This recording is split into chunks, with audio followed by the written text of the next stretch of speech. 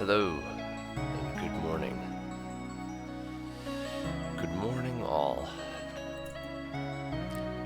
Time to get into some more hackmud. So, now that my brain is feeling less toasty, I actually had continued to pick away at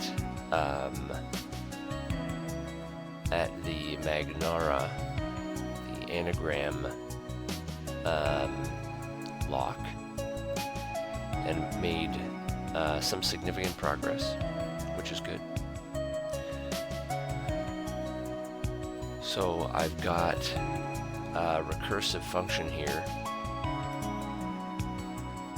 that seems to have a 100% success rate with determining all the combinations or permutations of a given array. So you can see the recursion is here. So my issue now is that it generates so many possibilities that so many possibilities that it can't actually run them all in the 5-second limit that we get for running scripts. So there's two options here. Let me write this down. Issue, not enough time to try all permutations. So I've been thinking about this, and I think what I am going to have to do, how many words do you think there are in Magnara? I mean, that's really the question here, because I suppose I could find that out fairly easily. I want to potentially build a dictionary in my database of Magnara answers, assuming it's not pulling from the actual English language dictionary. There should be a probably small number, I'm hoping, of Magnara answers. I wonder if how many words in the English language have 4 letters? That's a lot.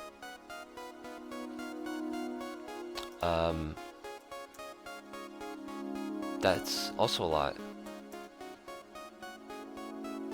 More than 12,000, that's not helpful. Why did it give me very specific answers about the other numbers? It's a lot of words, potentially. We're talking like 100,000 words, maybe, a bit more. Having 100,000 words in my dictionary may make the dictionary very large. Too large, perhaps. This times 7.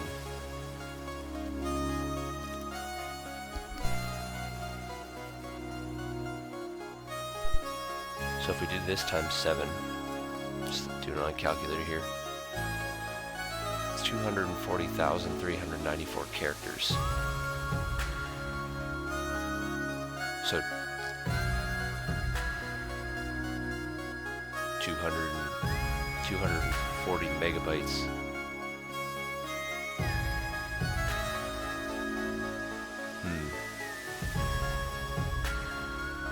There's no way that in the back end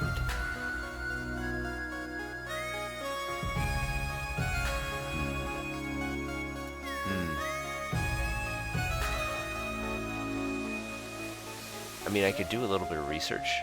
Sorry, hold on one sec.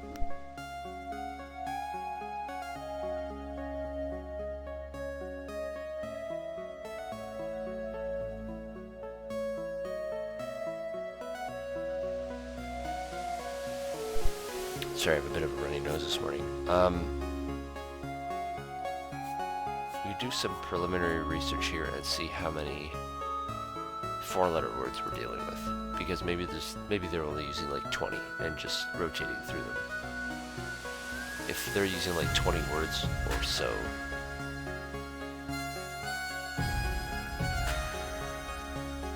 okay, so we're gonna try. So anytime I get the answer from this, it ends up in RR, I think. RR equals,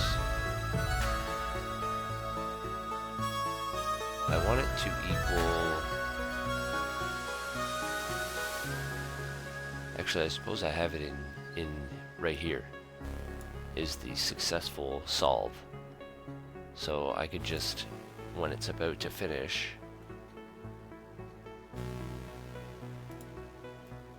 I want to leave this in there, I think. So if it's successfully finishing, presumably, I have Magnara contains the answers, so I could push this to a database.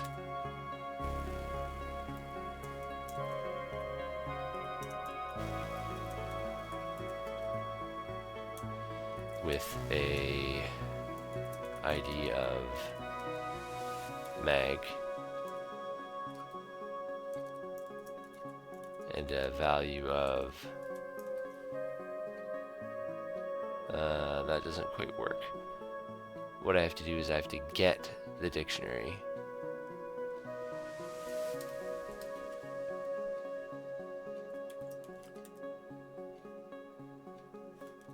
Don't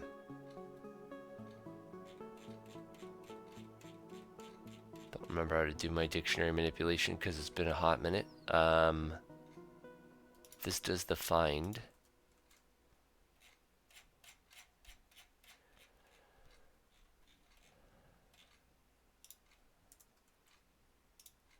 So this is going to be mag.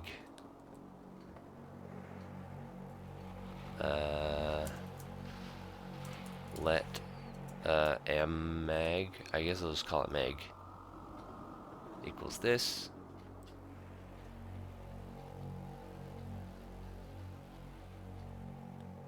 Actually, let's just save. Oh shit! I need it to be an array with that value in it, and then we'll upsert it one time. That's what I'm gonna do.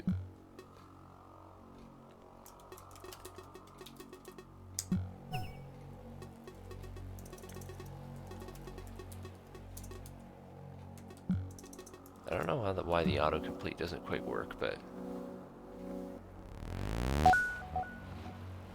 Jim Jam.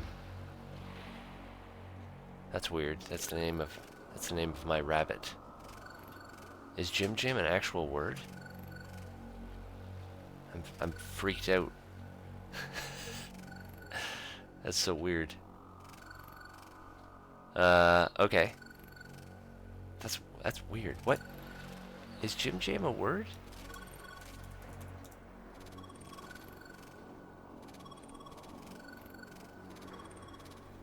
It doesn't look like it.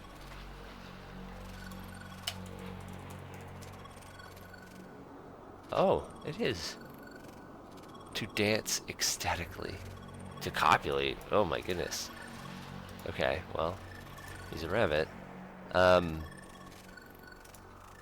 Okay. So I've got something in my dictionary there now. So now I can do this. And then I can do mag.push here. That can become mag.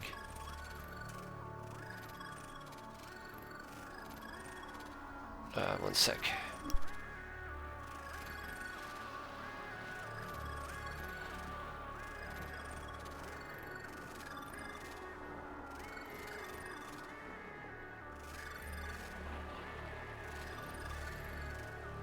Ah, damn these allergies. Okay, so then I want to, I guess I want to output how many of them I have right now. Mag.length, mags, solves, I should say, in dB. Okay. So it'll get it, it'll add it to the array, it'll put the array back in.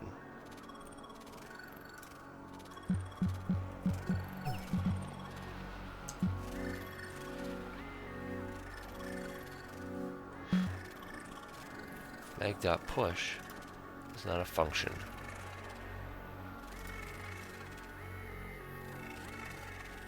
So did this not work for some reason?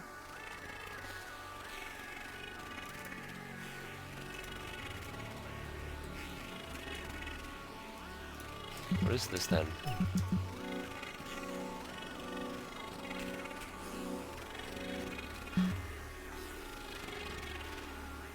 It's got Jim Jam in it.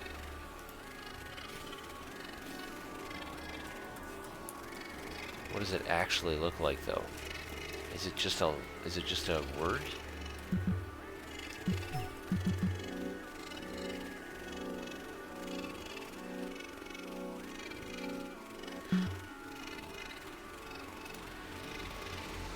Alright, this is a little confusing. So,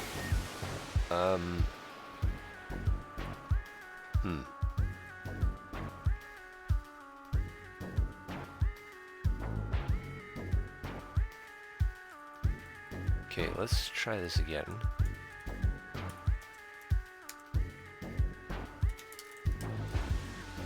It's an array.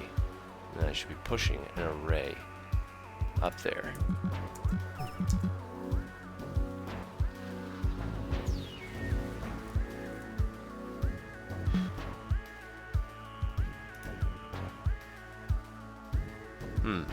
Something weird is happening here. What is happening here?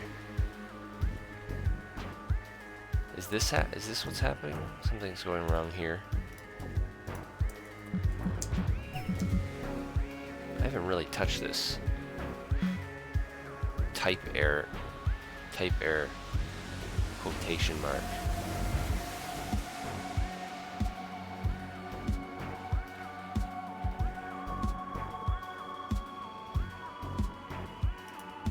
So, right. My problem is I'm still using rather large length, so I want to go back down to 4 for this part.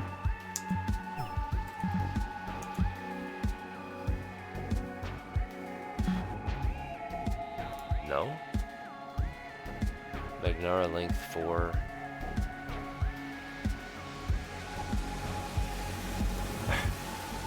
Come on.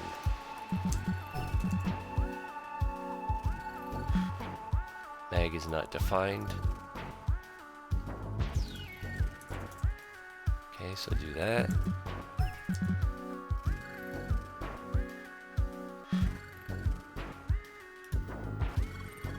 Type error. What the?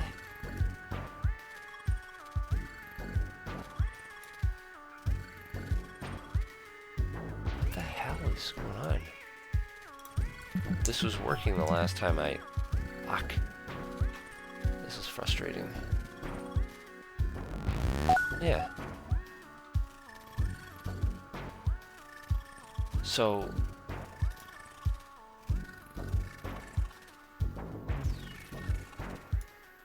Does it not like this part? I should be able to add it in there.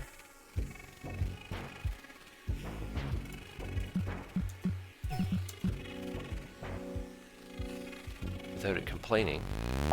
Okay. So now I should have something in that. And then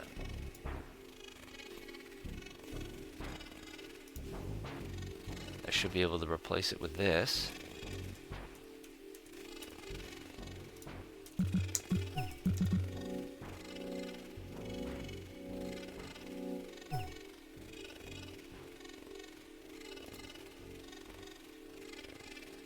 right? That was the last one I had. So if I do it here, it should have 3 in it. Okay. So at this point, I should be able to just do mag.length. I don't see anything wrong with this string. So it's an array.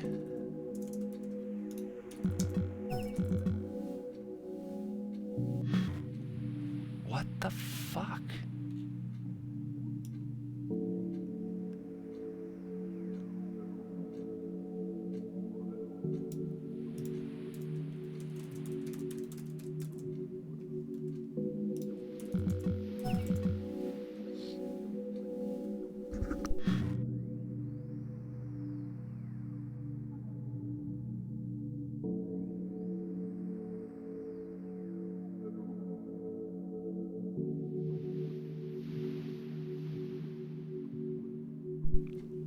Yeah, I'm not really sure what's going on here. This worked. Something about this didn't work.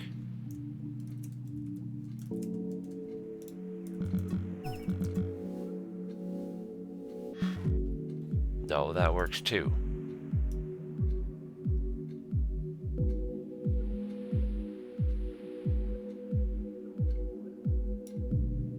Something about this it doesn't like. But I really don't see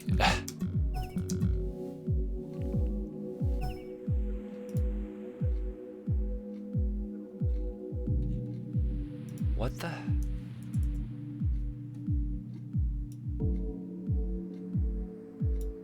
does it not like me adding two interpolated strings together maybe? So what if I do that instead?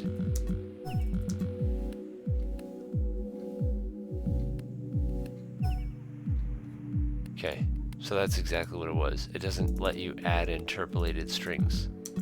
As soon as you use an interpolated string, that's it. You can't add another string to it. 9. Okay, so I'm gonna put this on auto.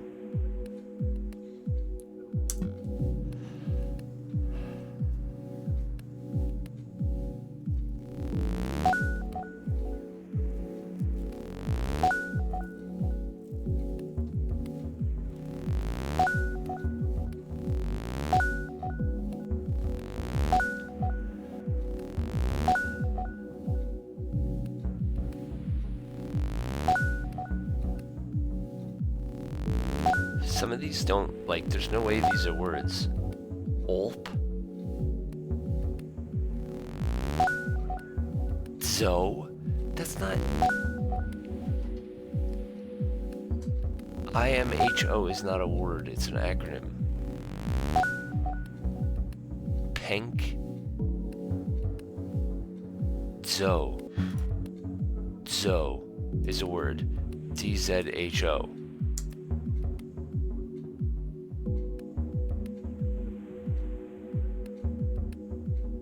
Are you fucking kidding me?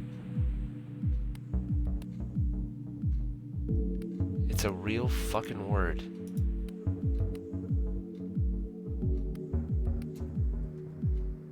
Well, what happened here?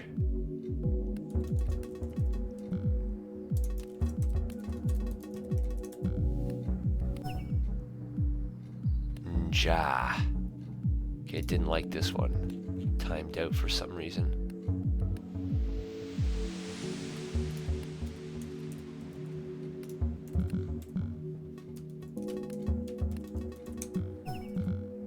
It's starting to look like Jana. There's no, these are real words. I haven't heard of any of these fucking words.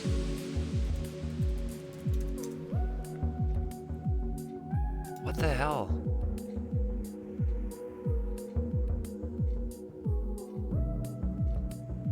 Old High German? English? Stupid. You can't just like use every word on the earth and then say it's English.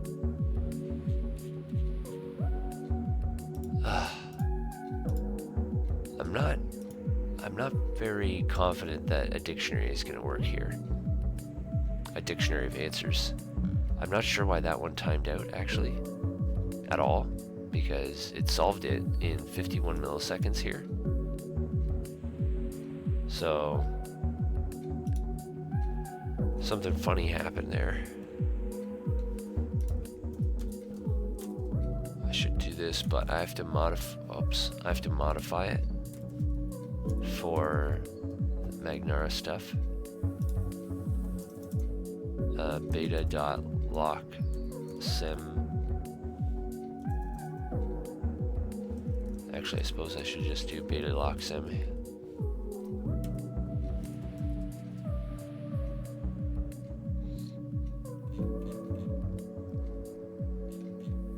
And I put this back.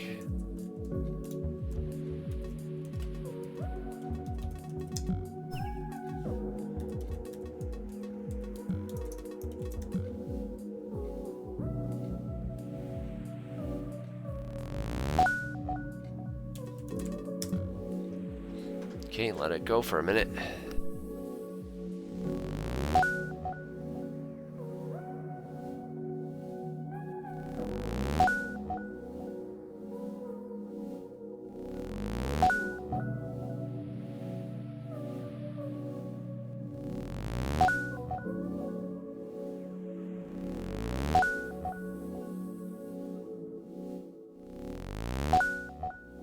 It's getting a new one every single time. I wonder if the beta lock sim realizes that and is doing it on purpose.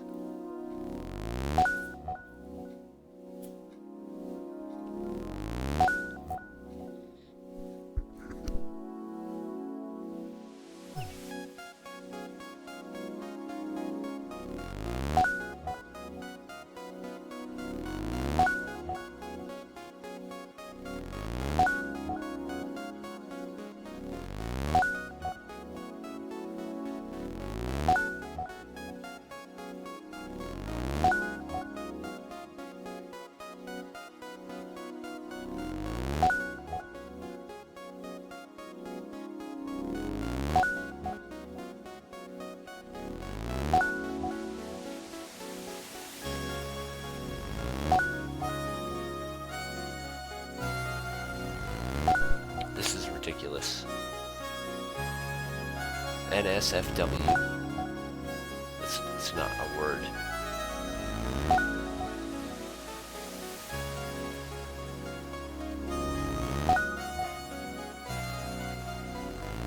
It must be pulling from the actual dictionary. I wonder if it's pulling live. No, but this is beta lock sim. So this might not, maybe this isn't a realistic implementation of it. Maybe this is just beta's manipulation, or implementation.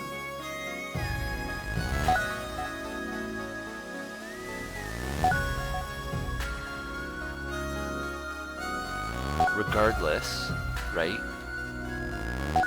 I can't farm. I can't farm them.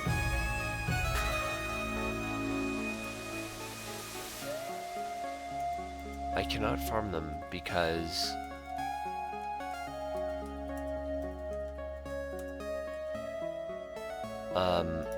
I have to be able to reliably solve the long ones in order to farm their answers, and the problem is I can't currently actually solve them in time because they're too large.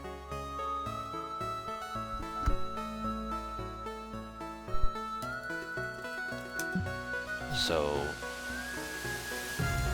whoops. Oh, I mean, that'll work technically, I think.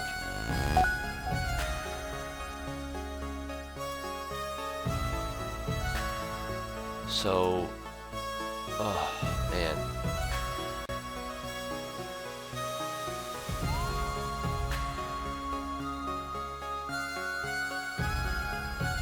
I am trying to think what to do here. I need a continuation token.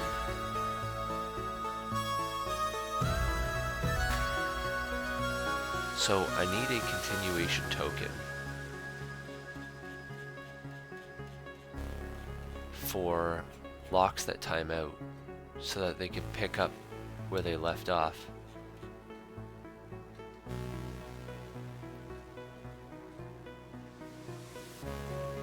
That's going to be tough.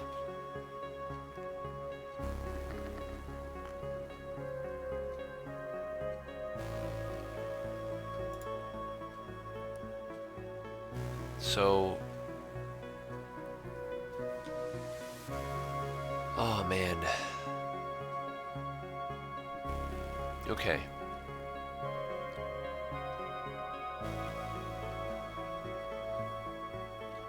So, when I get a continuation token, that's not the word.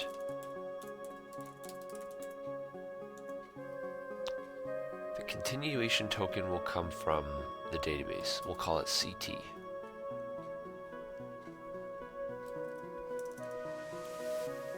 It's going to be something with an ID of CT, I guess.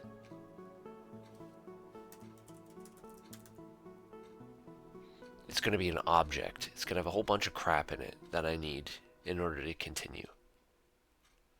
So if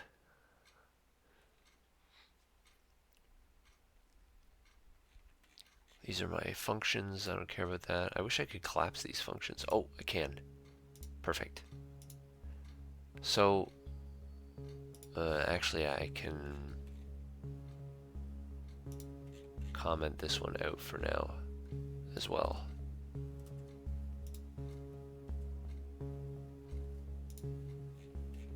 So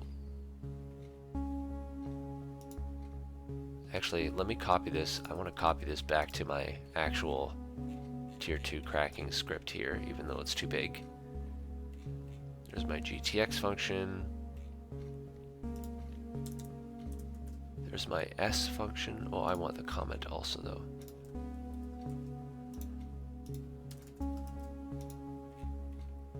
And then here is the solve for Magnara.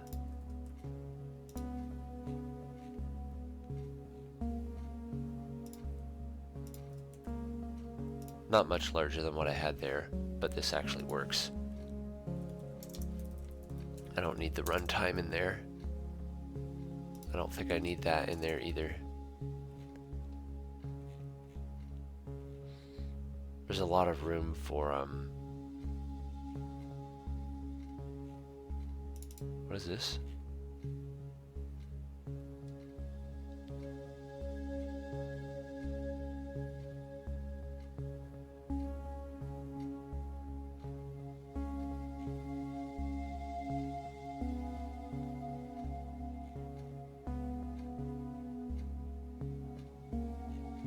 Oh, that saves the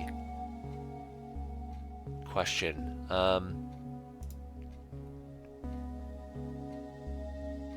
Maybe that's not such a bad idea for this either.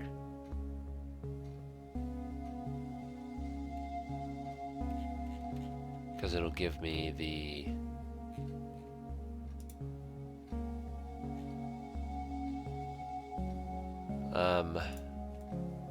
no. The answer is I don't need that.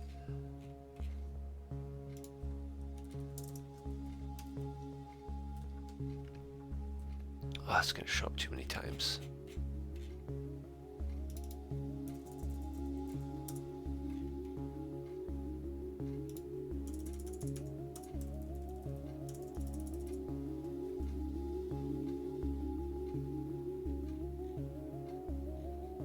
Okay.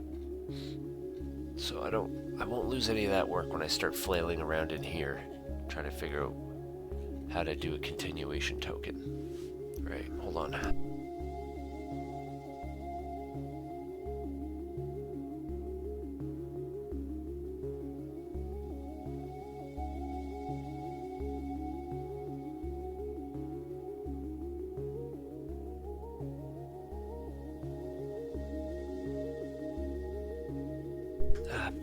noise. Man, not actual. Blood. British curse. Let's see how much this compresses down to. 2076. That's the big one. So, I mean, that's not too bad because that's all of the tier 2. Cracking logic for account NT plus Magnara compresses down to 2000. That's still a lot, but whatever. I don't care about that at this point in time. I need to get this continuation token stuff going. Okay. So, I'm going to grab a continuation token. I don't want the first V.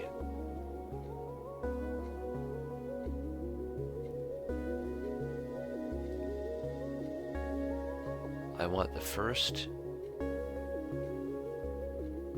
where it's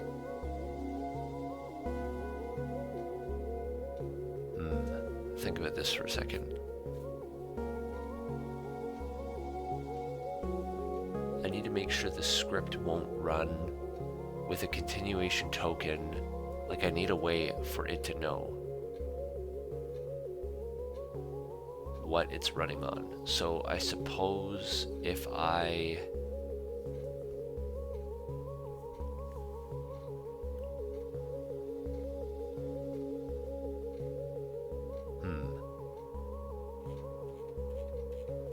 Okay, so to test this, I can't put this here anymore. Can't do that. Failed to save. Oh, right. I just overwrote it by doing the HSM on it. Okay, so let's go back to passing in the script. A.T.call.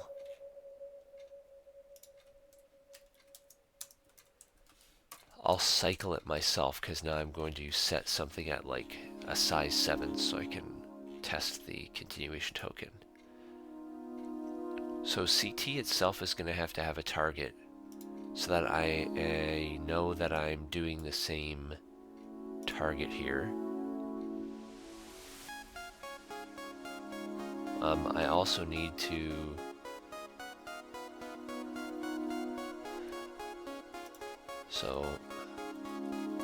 we'll do the first where I guess I'm gonna have to have a T.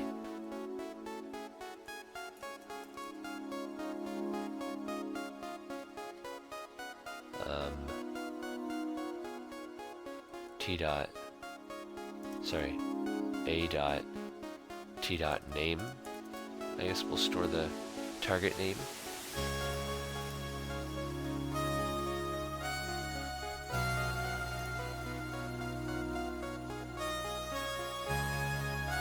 So there will be a T and a G, and there will probably be a couple other things that I need, like, well, we'll see. We'll get there. Okay, so I have to know before I begin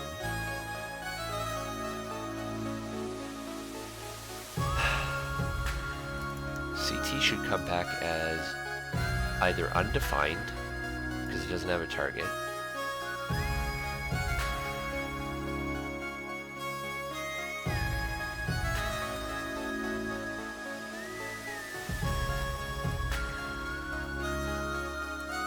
if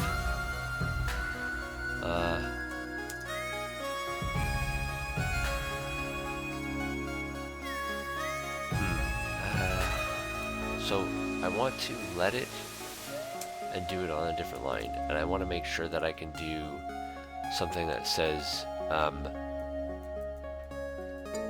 don't continue. Oh, accessible imv5. Thank you very much for the follow. Welcome in. How are you doing this morning?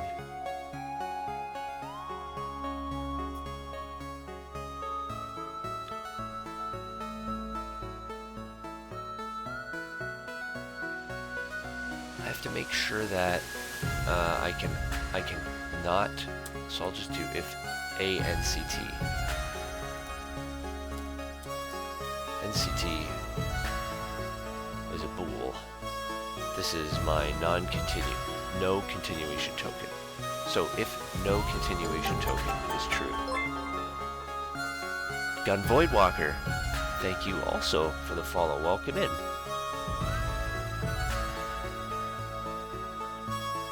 So if I'm not going to use a continuation token, so if that, it'll default to false. So come in here. Yeah, okay. How are you doing, Gun Voidwalker? How is your Saturday morning / afternoon / evening? I guess, depending on where you are.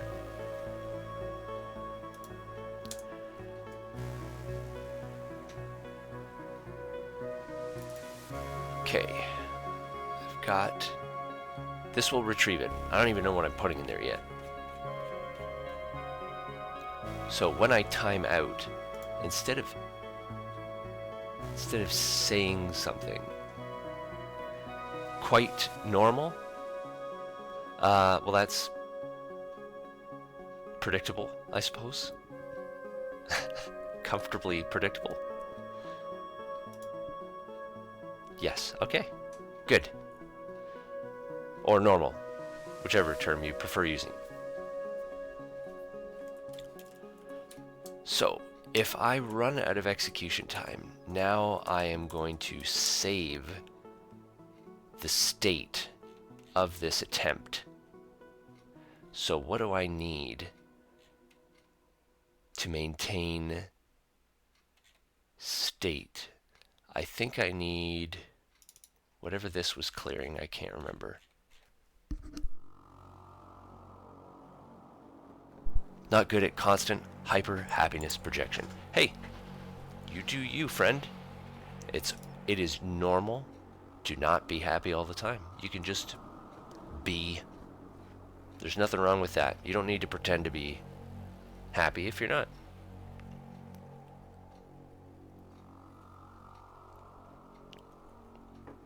All right. So what it does is it clears current.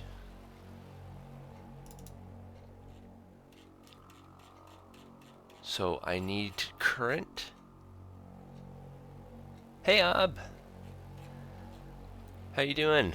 How are we doing with our cracker? Oh, just running in and laying claim to half my work, are we? Who you calling a cracker? It's okay. It's okay, Gun. I am a cracker. I am a cracker. It's doing okay. So I have solved the account NT lock, which is like your transaction history.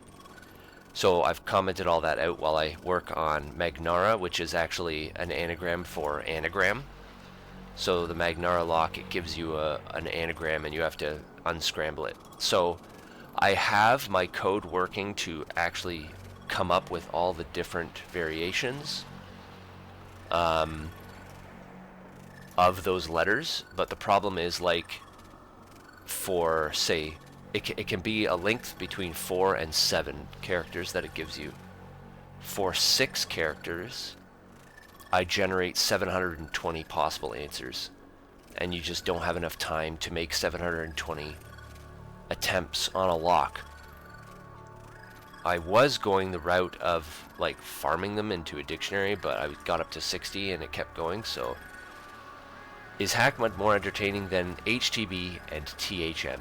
I don't know what either of those acronyms are, I don't think.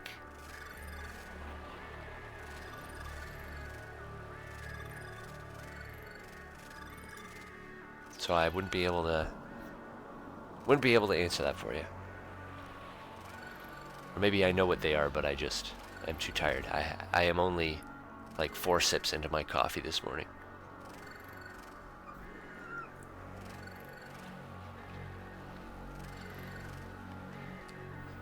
Oh, hack the box and try hack me. I have to be honest, I have not tried either of those. This is like the first hacking type game that I've played, I think. I am only a I am a software engineer, but not like a hacker. So I'm not big on crypto and stuff. My math skills are kind of middling, so I always found that stuff to be a little hard for my brain to grab onto.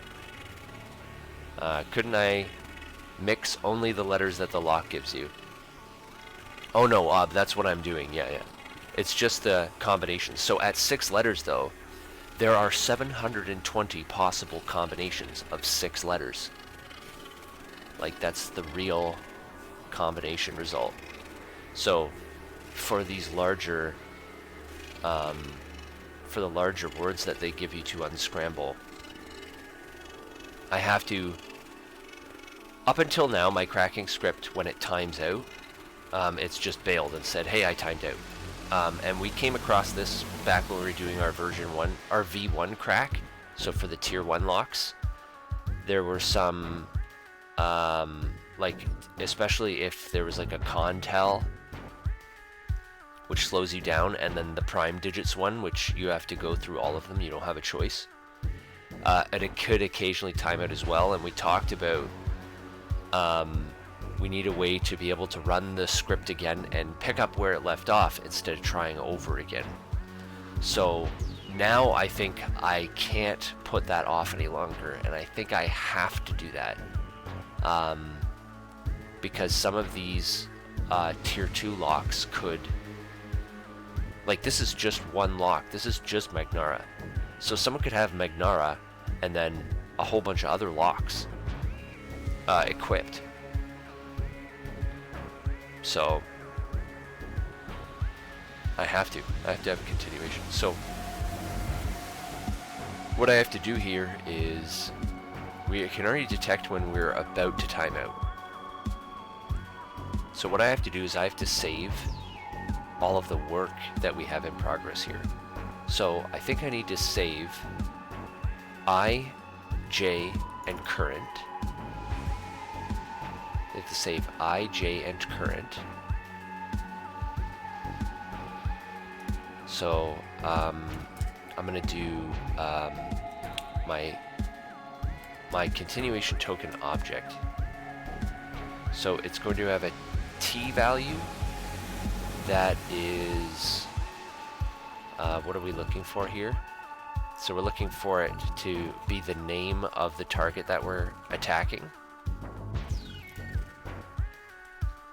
I want it to have an I, which can be I, and a J, which can be J,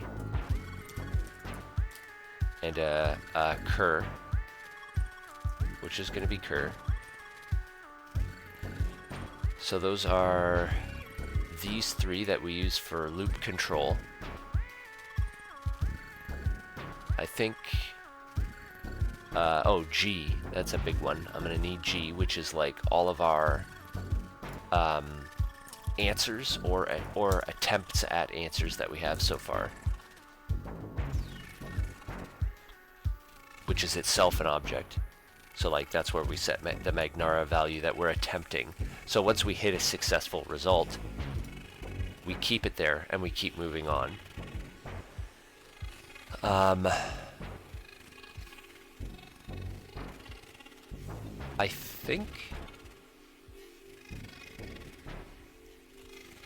think that might be it.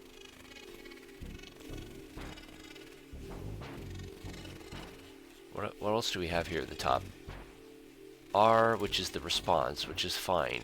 We don't need that because we can just set G here based off our continuation token and then let this call just figure it out and continue as normal. Okay.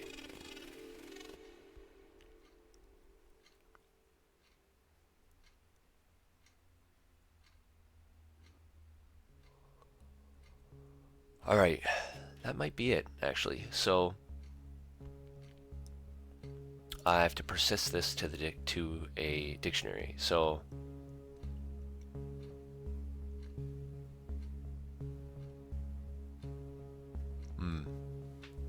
I also need to remove it from the dictionary when we succeed.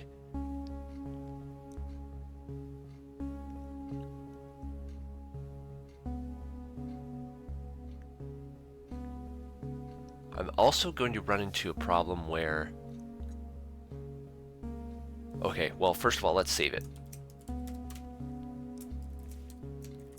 So we're going to have an ID of... Whoops. VS Code moving my cursor around. CTs, I guess. And then it's going to have a... Oh, now here's where I could potentially do a separate key value.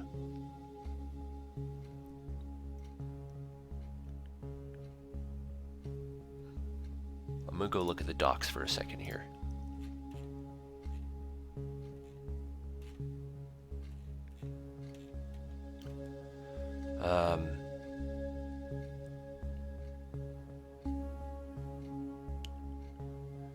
Nearly identical to update. Applies update to any documents matching the query. So you can have an SID script name.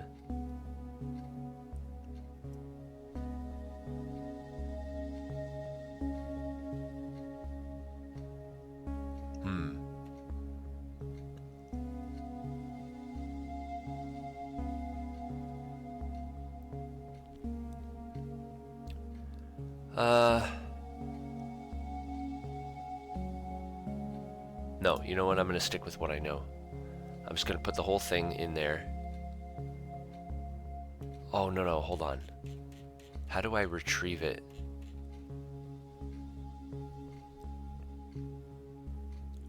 I want the first where v.t is equal to this. So maybe I should just have a t. Can I do that?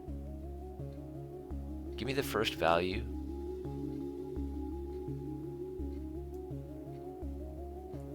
No, I don't think that does work like that. This is my first time trying to save and retrieve a complex object, so we're gonna have to see how this works. So the v is going to be equal to CTO. And we'll just see what that does.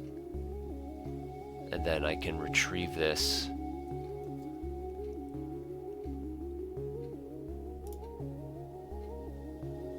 So we only save it if we time out. I want to then return something saying timeout breaching a.t.name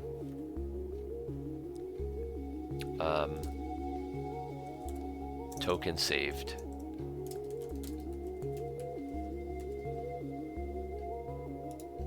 Or continuation token saved. And then down here, if we do succeed, so this is if we time out, create a save state basically. Save state for continuation. And then this is going to be remove state information from DB if present. So I think we can just do a hard remove here, and I don't think it will error or anything. So I want to remove where the ID is. Oh, actually, hold on. Now I gotta look at this again.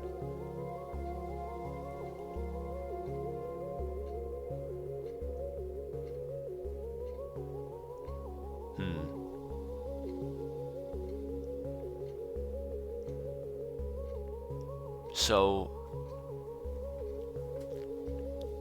problem is that you can only remove by ID. Remove all documents where the ID is this. I can't just remove one document. So I think I actually have to put the target in the ID. So I have to ct underscore and then a.t.name in the key. Then I can just do a first.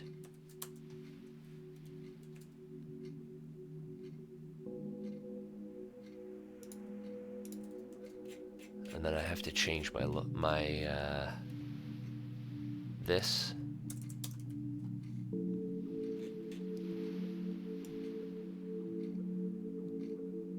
I'm sure someone that knows more about Mongo databases would say that I'm not doing this correctly, but that's okay.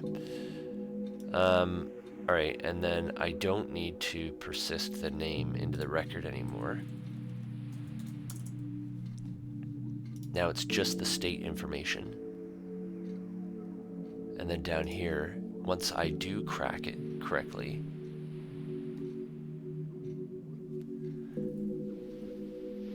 then I can remove its record. And that should be fine even if it doesn't exist. Okay.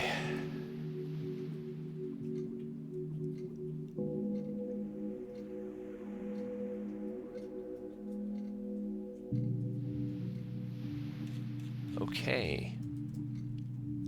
Okay, now here I have to load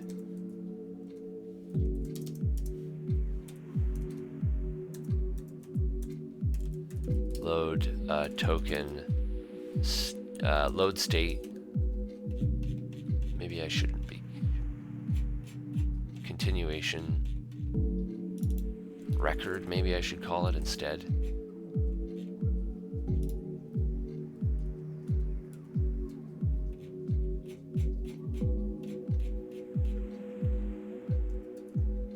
Call it CR.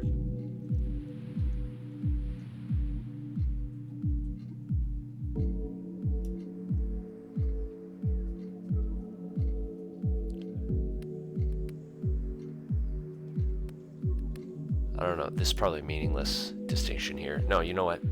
See, I'm going to call it continuation token, I don't care. Okay, so I need load continuation token values. So if CT is not null, then we're going to make I equals ct.I, j equals ct.j, cur equals ct.cur, no, cur, and g equals ct.g.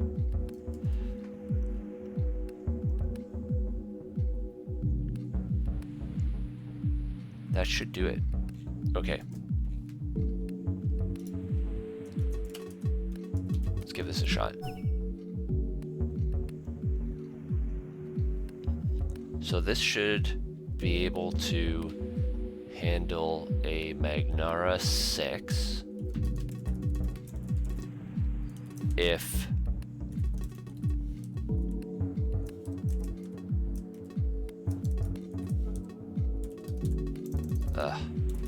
name Magnara, and then I don't remember what the,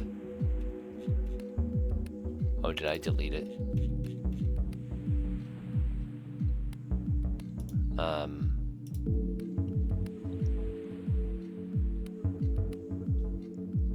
Damn it.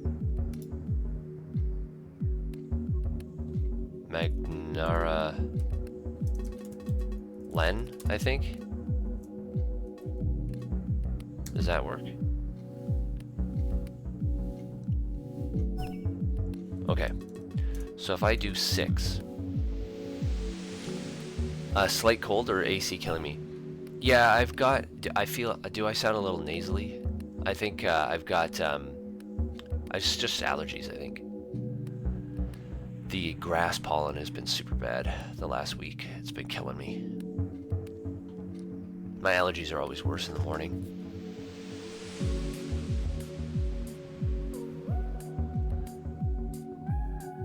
All right, so.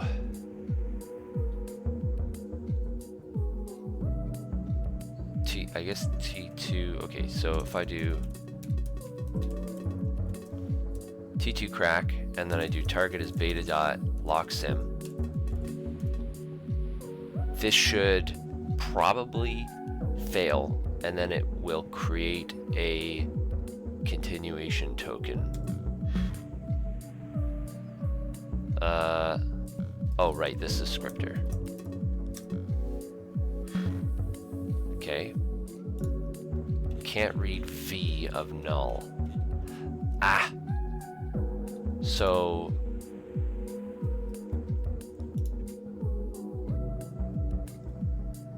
can't do that.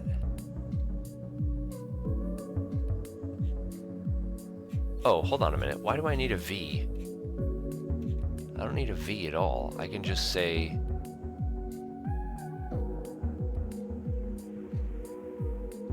what do I do here? Can this just be CTO? Can I just do that? Set the object? Let's see. I'm not super familiar with how to use these DB commands.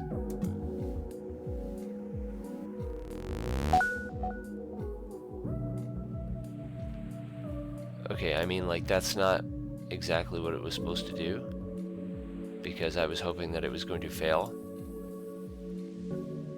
So I got lucky because it started with the first letter. So it was one of the first group of combinations. So I have to reset and try again. You know, no one asks, you're always healthy. Only once a year, 3 days of cold, but you've had a headache for a week now. You think, oh, you think it's time. You're at the end now, Ob? I am the opposite, unfortunately. I am always ill. Not like with things. I have an autoimmune disorder, so it's not like crippling or anything. Like I'm not on disability, but I generally have one thing or another making me feel unwell, but this is just allergies. I just have to blow my nose every like 5 minutes. It's whatever. It's annoying when I'm trying to sleep.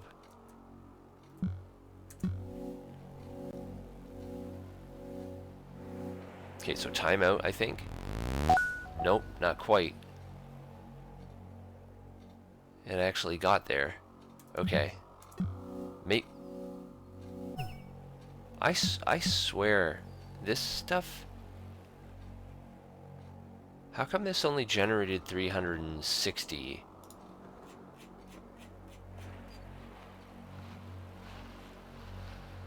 There was significantly... oh, I think because there was a duplicate letter, there was significantly less combinations. That's... yeah, because it went from basically 5 letters to 6 with repetition. Okay, let's try this again. Maybe I'm allergic to one of my animals. Oh, I'm for sure allergic to one of my animals. But I don't care. I could be allergic. I've been allergic to every animal I've owned. Not like terribly.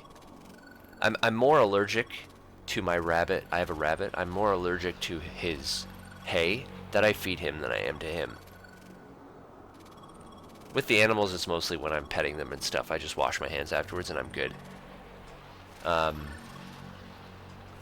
When I had a dog until 2020, he would make me itchy if he like drooled on me too much. But animals I'm actually not too bad with. It's mostly pollen. Pollen is what does me in.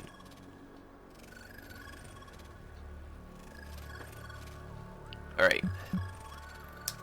Try this again. We're getting too lucky with these Magnaras. I want to see one that actually times out. Have I done something to anger this thing? I swear I was timing out on a regular basis. with the length 6 locks. Okay.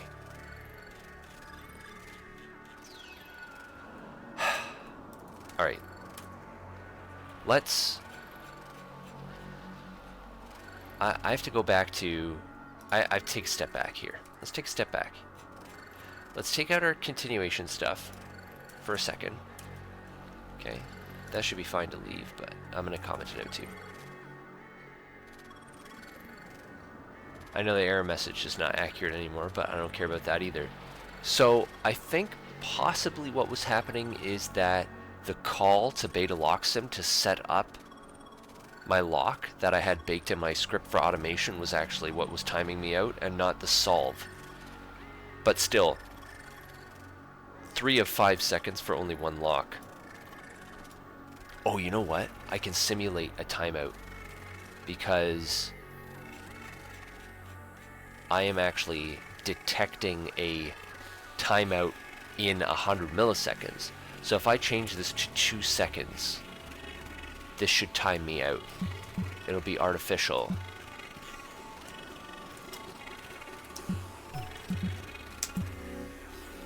Because now it'll only give itself 3 seconds. Okay, continuation token saved. So when I run it again, it should pick up where it left off. Fingers crossed.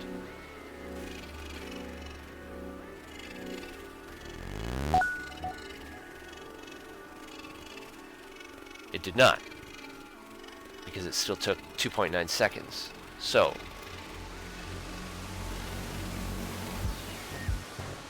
what went wrong? I suppose I should dump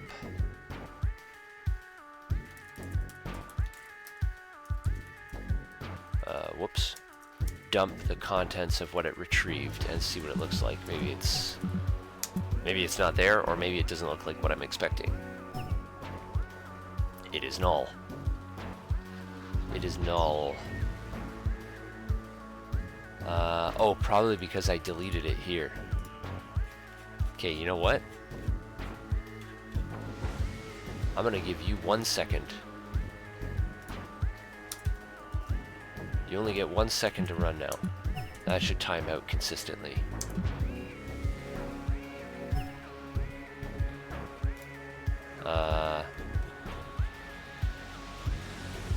Right, that's because I had a debug thing. So hopefully if I run it again, I should actually get something. Okay, there we go.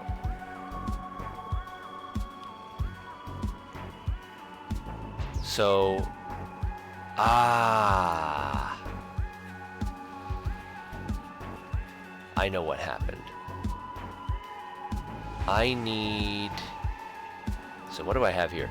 I have I213J0, cur Magnara, that's the current lock. This is our target. CT, well, it's CT underscore, and then beta locksim is our target. This is the value that we last attempted to use. There is something else that I need here. For Magnara, I actually have a list of word combinations that I generate. That I cycle through for my attempts. So I need to keep that here also. So I need to put WW into my state.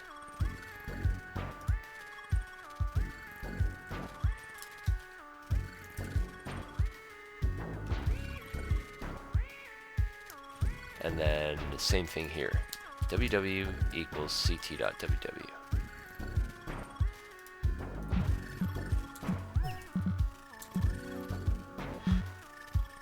Cannot read property 166. What?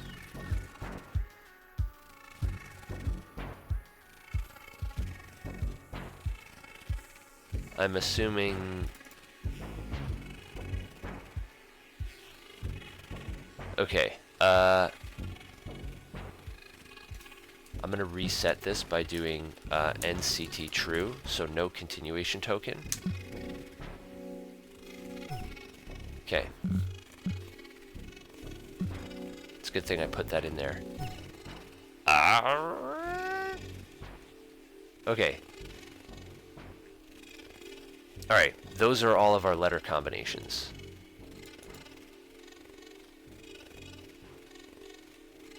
I see there's 1, 2, 3, 4, 5, 6. We have N, E, O, M, B, A. Those are all the different letter combinations starting with different letters. Okay. So presumably that worked. So I need to take that debug statement out.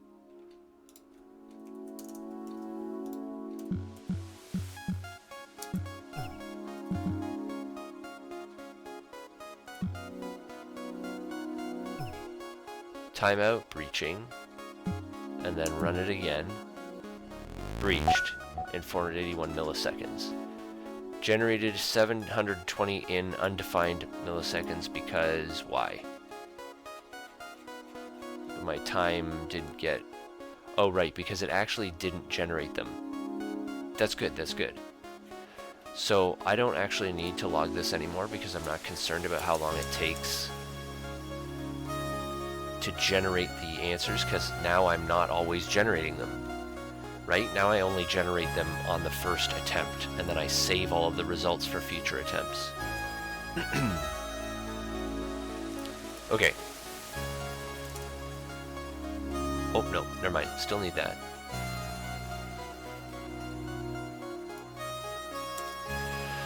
Okay, the next thing I can do is I can reduce this back to 100.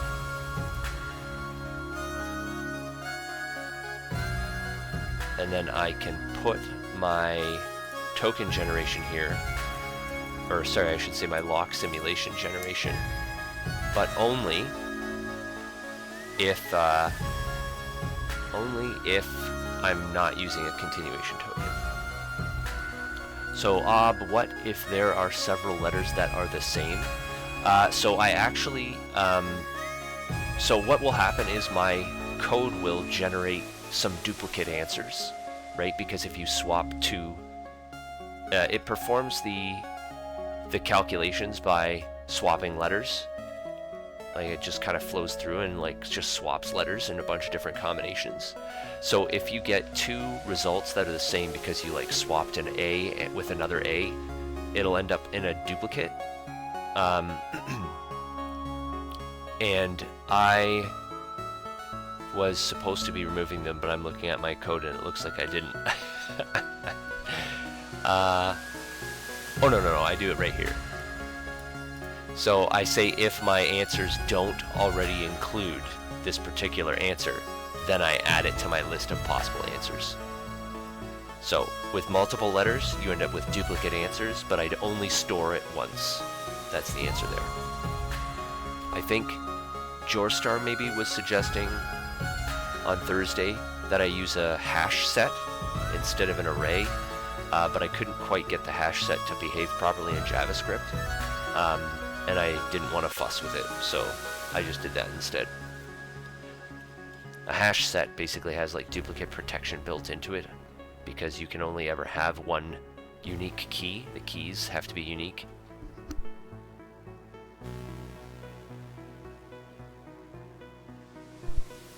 Alright. So, excuse me. So,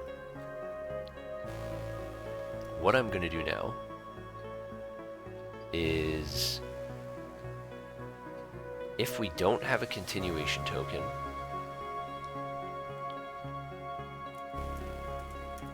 I'm going to call beta locksim again, and we're going to go back to using auto to generate a whole bunch of these. So locks, I want to do name Magnara, and I want to do Magnara length 7. So this is our big test. So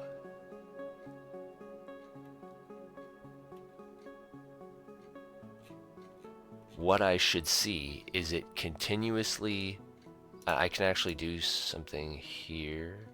If CT is not equal to null,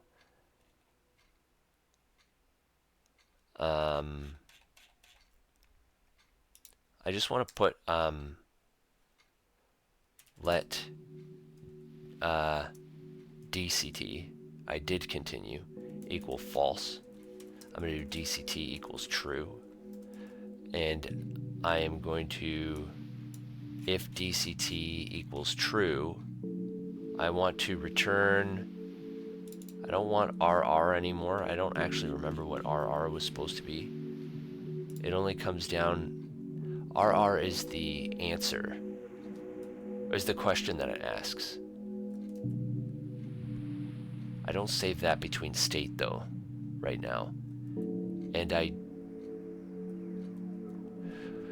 don't care about that. So what I want to say here is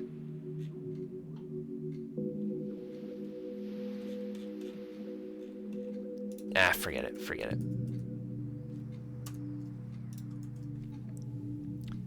Can I turn the game down in OBS?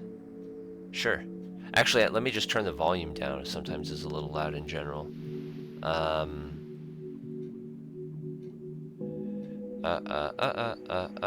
don't remember the command. GUI.vol. What do I have unmute set to? I have like a mute and an unmute command. So unmute sets the sound effects to 10. So I just do this, but I'll set the background music to like 4. Is that a bit better? I in general, I have to do some sound balancing work, I think, in my OBS because I think sometimes my voice is very loud too. I'm just using a headset, so I don't have like a pop filter or anything on my mic. It's just like a crappy mic. All right. So what this should do is, if I don't have a continuation token, it will go and generate another lock.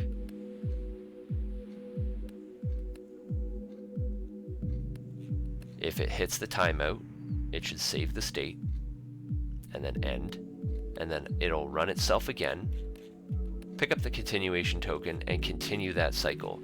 So theoretically, it could make like 3 or 4 continuation attempts and pick up its progress each time and take 15-20 seconds to break the lock if it needs to. So let's check.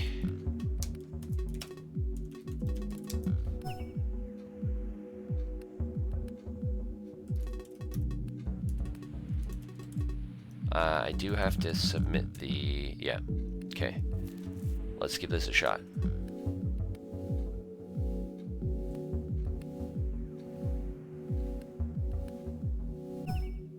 Okay, let's try it again.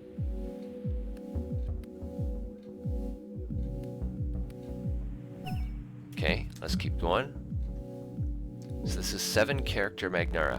Look at that. So that took 11.5 seconds in total. And on the first run, it did generate the lock, so that probably took a second itself. So now what I should be able to do is auto this command, and it should generate and then take several attempts until it cracks it, and then move on to the next one. And this should test whether or not we are able to handle a 7-length Magnara on a regular basis. So let's let this run.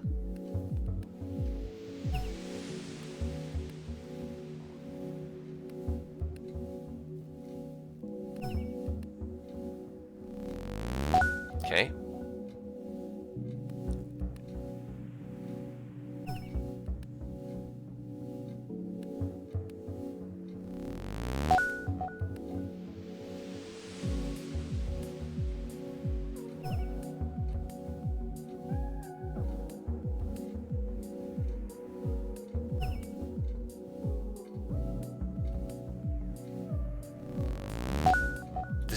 looking pretty good.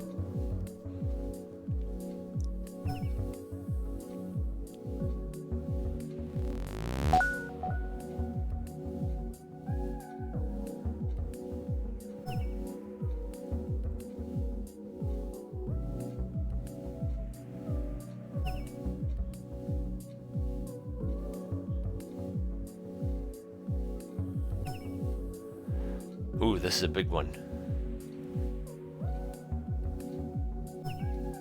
This is 20 seconds. Oh, maybe it's stuck. Oh, no. No. Wow, that took a long time. But that was a good test.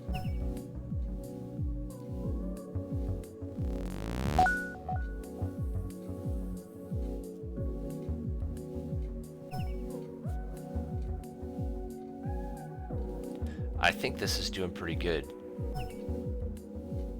It's so slow, though.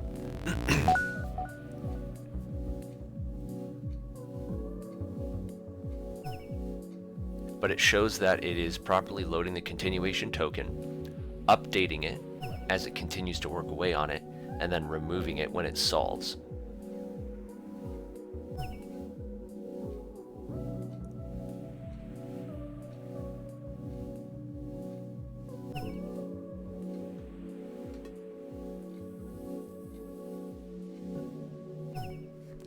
Ooh, that's a big one too. Let's do another one here. I just want it to make sure it's not stuck. Yeah. Okay.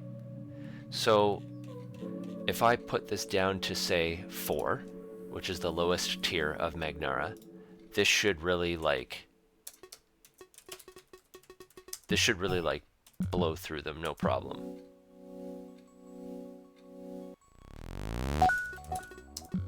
So let's let this run for a minute.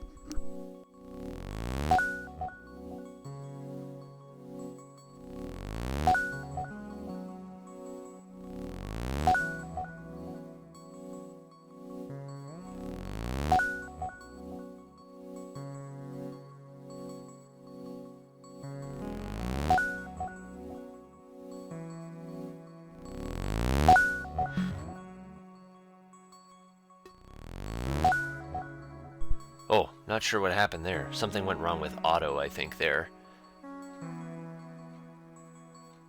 How did it run it twice at the same time? That's weird. Anyway, that's not a me problem. Okay, so I now have continuation token, so I don't need this.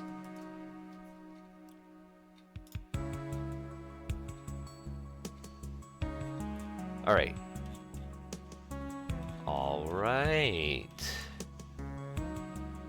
Now, let's try to combine the account NT work with Magnara and see if we can solve two tier 2 locks at the same time. This is a lot of characters. Another thing that I can do now that I have continuation token is I can pass the continuation token down to the tier 1 script. So this way I can have a... I don't know how to actually achieve this, but the idea I was having is that I have a script that handles all the tier 1 locks and a script that handles all the tier 2 locks, but because your NPCs can have any combination equipped of a lower tier as well, that I would be able to kind of juggle an NPC between my two scripts and have them kind of pick up the work and then hand it off to the other one depending on what locks are there.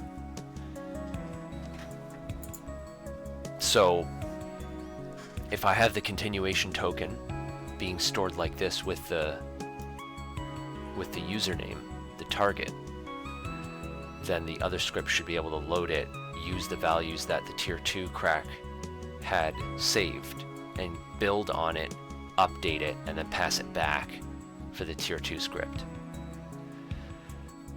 So this was vital, I think, especially as I move up in tiers. I'm not going to be able to fit all of my locks into one script.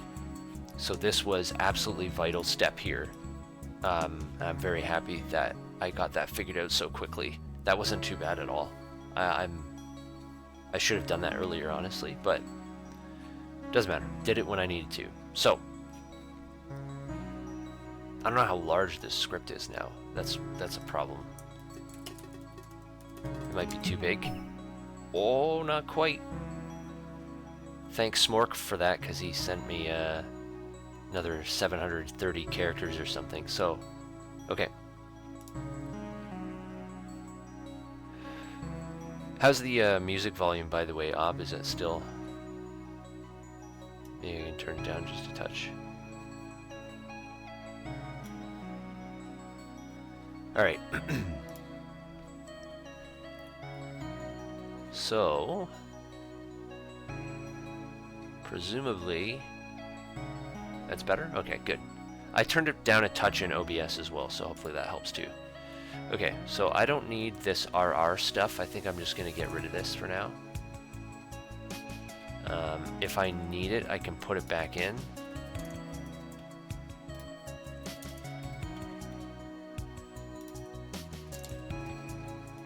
Okay.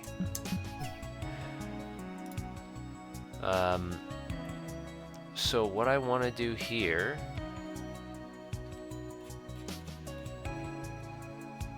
Okay, let me generate a lock now.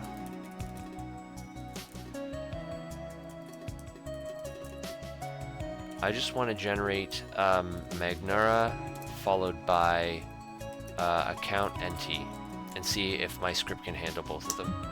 I have no idea. Okay.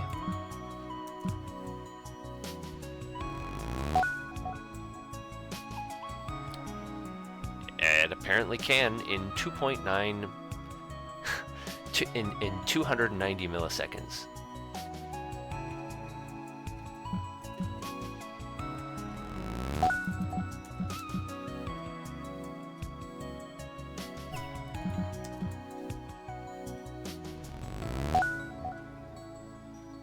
Oh, okay. Alright, that is surprisingly successful.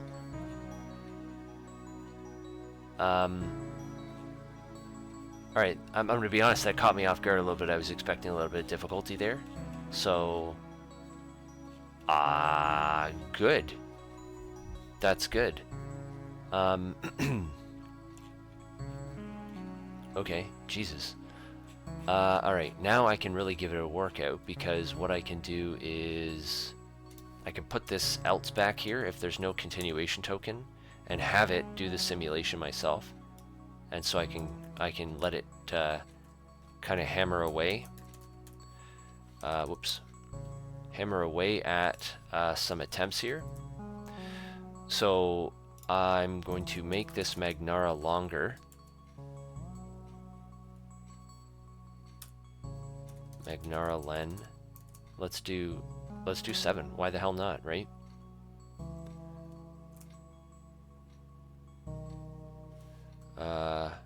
And actually, let's do...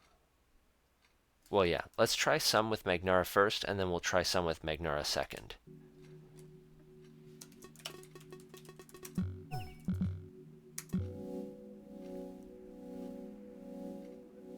So this will need multiple attempts for sure, because it's a 7-length Magnara. Those almost always need more than 1 attempt. I only needed 2. Okay, let's let it go. Actually, hold on. What I'm going to do, I'm going to put a 1-second delay between them so that it doesn't maybe do that weird thing it did before with running into itself.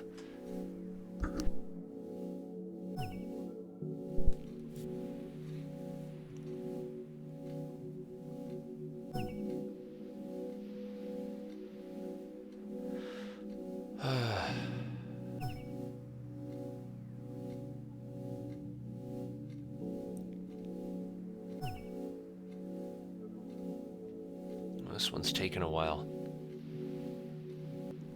Oh, I got it though. Clangor.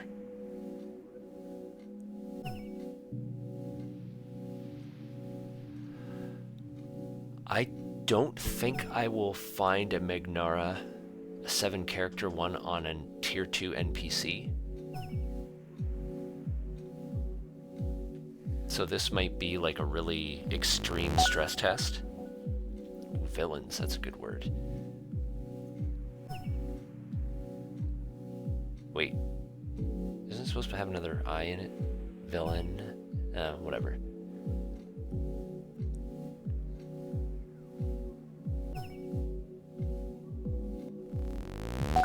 Something else I need to do is add some more stats. Oh, hey, Bokill. Welcome in. You think it is possible 7 characters are blue rarity, so they're just extremely rare. Yeah, but I mean, like, I seem to be handling them just fine. Like, I'm running on length 7 Magnaras exclusively right now for my testing. So, Ether Dragon 9, thank you so much for the follow. Welcome in. How are you? Oh, okay. That's interesting. So, I think what happened, and I was kind of thinking about this too when I set it at 100 milliseconds, that might just be cutting it a little too close for to finish the database execution. So, I'm going to bump this up to 200 milliseconds.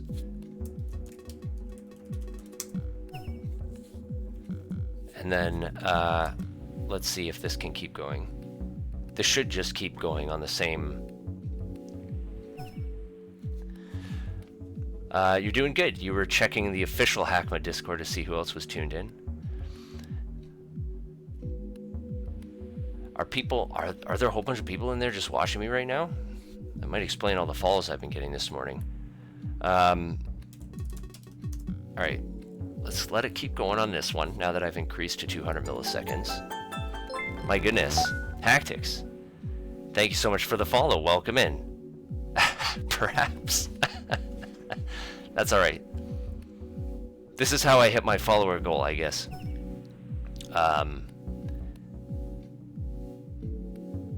I'm also getting into some interesting stuff because I've been bashing my head.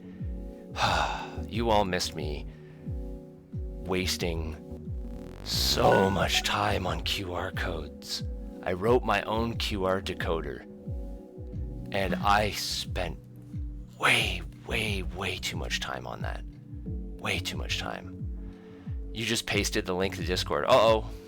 Okay, well, we'll see. We'll see what happens.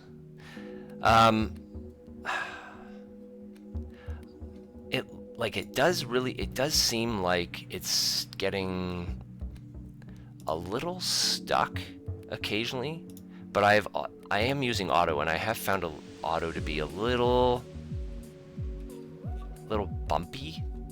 I could put this up to, man, I don't feel like I want to put it up here. Like, if I get stuck on a call up here just because of server lag or something, but I just don't, yeah, I feel like I feel like my script should be catching potential timeouts in a sensible manner. My own QR decoder. Yeah. Oh man. I don't know why I did that to myself. Everyone was like, just use dtr.qr. And I'm like, but I want to do it myself. I got so close.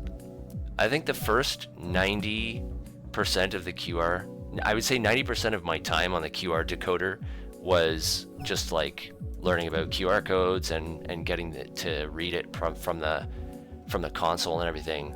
But the second 90% of my effort was on figuring out the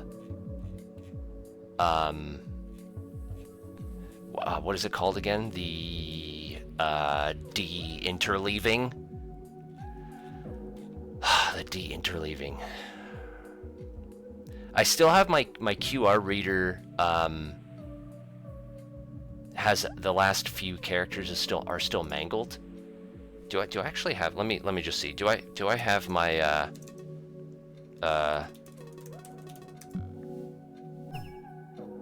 I have my tier 2 scraping script still loaded.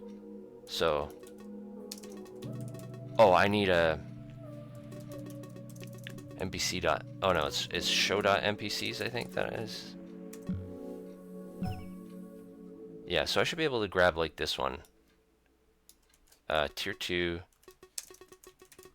scrape. Right? I don't remember what other parameters this needed. Yeah, there you go. Oh yeah. I have all my usernames in a big dictionary somewhere. So like if this ran out, I could do like I5 to say, okay, give me the next username after 4. It is the next one. It's 5. So this goes and decodes all of their QR codes and gets all the locations. So these are all tier 2 NPC locations. All of these. Using my own QR decoder. That was tough. I think I still haven't initted to tier 2 because I'm still doing tier 2 prep, but I'm getting there. I'm getting there. Snazzy, thanks. It's not pretty, but it works. Okay, so my tier 2 script can handle. Okay, I would call this solved. I would call this solved.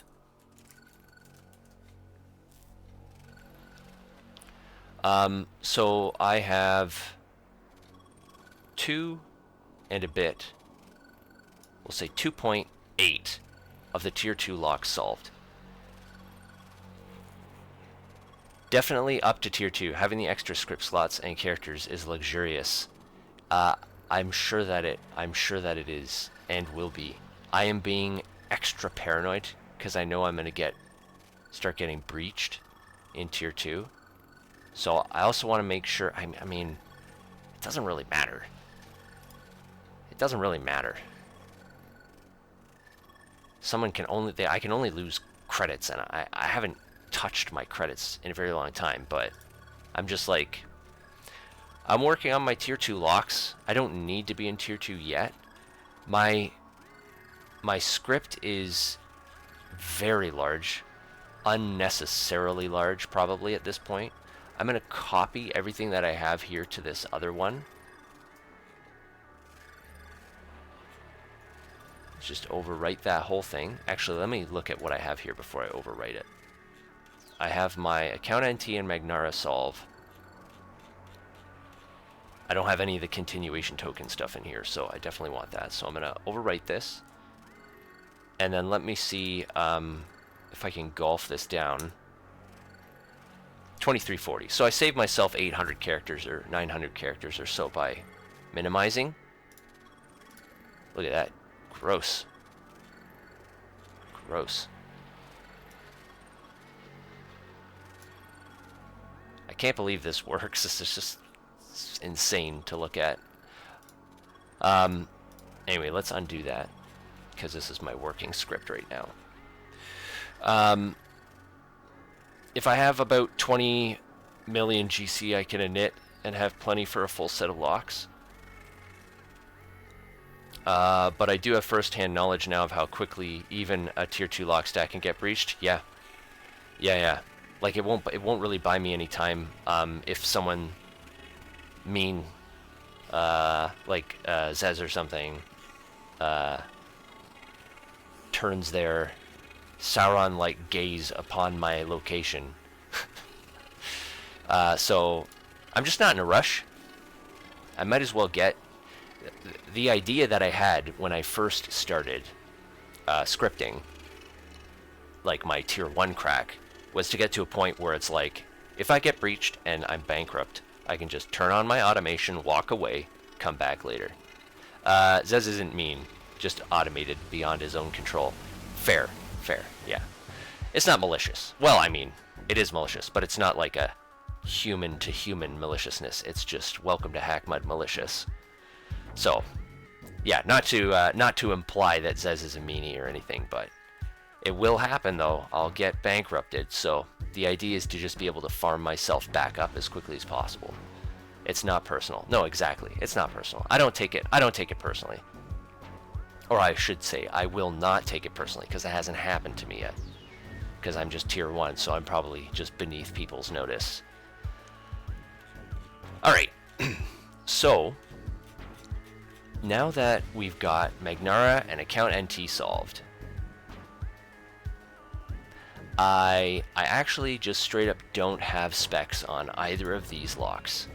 I don't know what they do at all.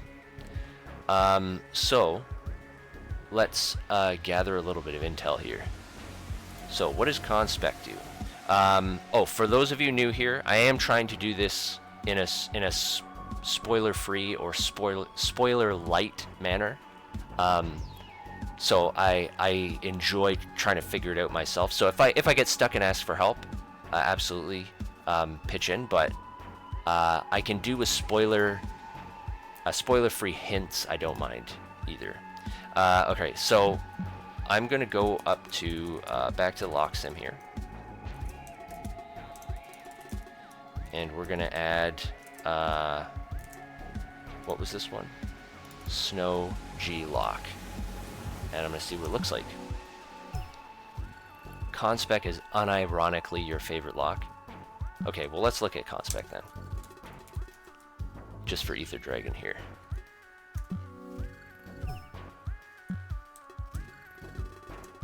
So what does this look like? By context, conspec lock. So I'm assuming I do this like all the other locks. Provide the next 3 letters in the sequence. Huh.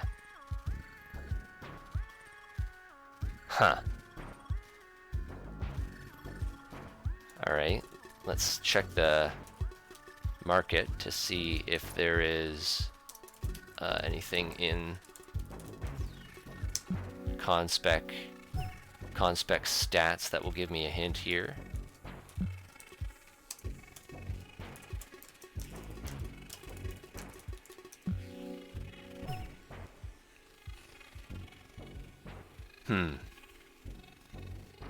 Two roads diverged. I took the less traveled. It's not really helpful. It has a P1 length and a P2 length.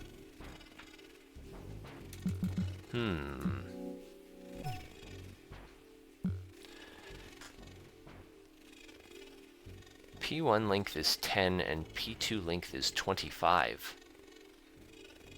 That's interesting. Provide the next 3 letters in the sequence. Z, W, V, S, R, O,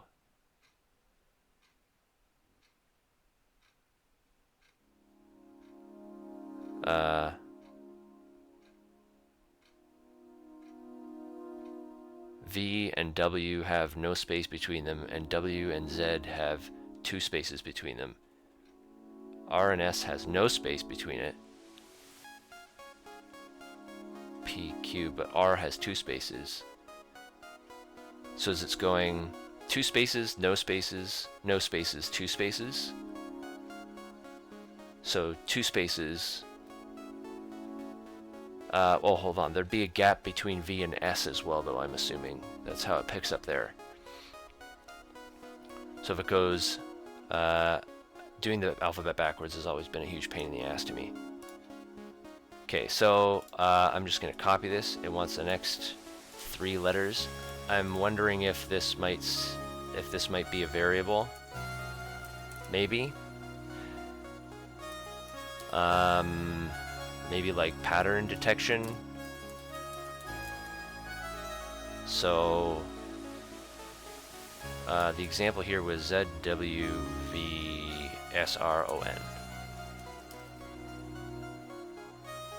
This this OS int work is top notch. What do you mean by OS int work? My Intel work? that what you're talking about? So I go Z, Y, X, W, V, and then the alphabet backwards. Q, R, S, T, U, V, S, and then R, and then Q, P, O, N. Operational security intelligence. Oh, well, thank you then. Thank you. I really I appreciate the compliment. I am a software engineer, so I've been doing it for about almost 20 years now. I think June will. Oh, it is June. It's June 1st today, so I think it's like 19 years ish. Same systems engineer. Nice. Yeah, so I mean, like, this is basically like requirements gathering, right? Except in a way it's easier than real requirements gathering, because you just have the problem and then you figure out the solution, as opposed to having a customer telling you, or an end user telling you what they want and then being mistaken and changing their mind later. So oh, Chirp, I didn't even see you come in. Yeah, you said Zed was very chill earlier. Oh yeah. So welcome. Hi. So you highly recommend checking out Obsidian for this kind of stuff. A neat note-taking program. Okay. Yeah, let me make a note of that. I will check that out. Check out Obsidian.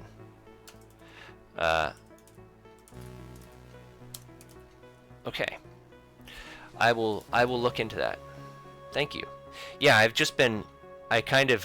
This is how I like do my work as well. When I'm at work, is I just write all of my to-dos and notes and stuff either in Notepad or write in my source code, because I'm a monster, I guess. When you were writing your operating system, you wrote your own operating system. Wow. You used Excalidraw, an in-code flowchart plugin for VS Code. This is I don't actually use VS Code normally. I use Visual Studio. I think that's just because that's what I'm most familiar with, but I don't see anything. This is like very bare bones VS Code. I don't see anything in here for unit testing, so I'm not sure if VS Code. Well, I'm sure that it does have a unit testing extension or something. Don't get too excited. It was your hackmud OS, just security and database front end for your scripts. Hey, that's still pretty cool though. My out of game automation in C# is just a giant static function with no multi-threading or anything. I haven't touched this in a few weeks now. It's only doing tier 1 stuff. It doesn't cycle between users. I had a whole bunch of to-dos in here to like do asynchronous interactions, so that I can actually like have it. I can actually interact with it while it's running and change its parameters. But cancellation token. Yeah. Well, earlier when I was doing CT, that was a continuation token. But it bothered me having the abbreviation CT there, because when I see that, I immediately thought cancellation token, and I'm like, no, hold on, that's not right. But yeah, full-time C# developer. That's what I do at work now, is C#. Continuation, yeah, got them mixed up. Yeah. Anyway, okay, so if like P, I'm not sure what these P1 and P2 lengths might be here, but this one might be really, well, it looks straightforward on its face, but that's usually my first the first time I look at any of these locks, it's like, oh, that's very straightforward. And then I get it fixed, and then some variation pops up, and I go, oh, wait a minute. So we'll see here. So this one should be pretty easy because it seems to be like skip 2, take 2, skip 2, take 2, skip 2, take 2. So theoretically, the next two would be, so it would go O, it would go N, skip 2, ML, K, J, JKLMN, yeah, okay, KJ, and then I, H, C, D, E, F, G, G. So KJG, if I'm correct here, KJG. Yep, okay. So that might not be too bad, honestly. I think my biggest issue I have right now is I have to keep commenting out a lot of my work because the script is so massive. I really need to do a compression pass on this. And some of this is going to be like a logic compression. Like some of these regexes could be smaller, I think. And I think a couple places I'm doing the same piece of logic too many times. This I could probably replace these with a different set of logic. Whatever. Okay, don't need to worry about that right now. Okay, I'm just gonna comment this out, save characters for now. And then let's copy this. And this is going to be an S, I guess, for conspec. Okay. So I have to do the same thing I do with everything else, and that is g.conspec equals an empty string, and then submit it. And then I will get this. So I have to do pattern detection logic in here. Where did I set my locks? Actually, let's just check another variation here.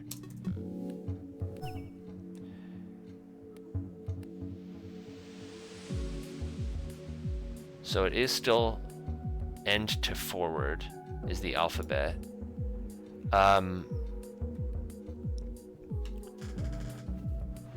How do I...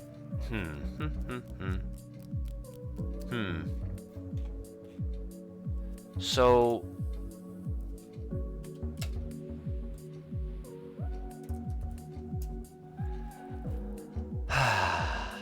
So it is pattern detection.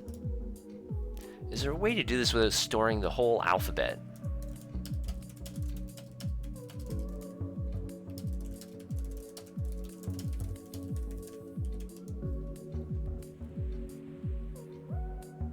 I could probably do to char code in here somewhere.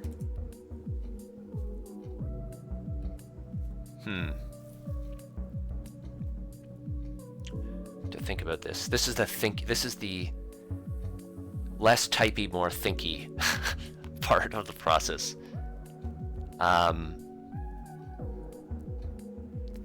So, well, let's see. What was the pattern on this one? So this one was USQOMKI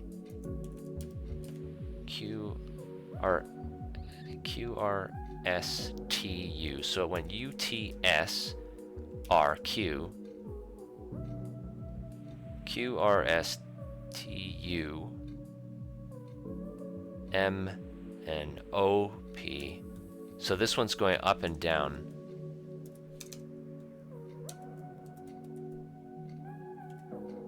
J, H, I, J, yeah. So that one's just going up and down.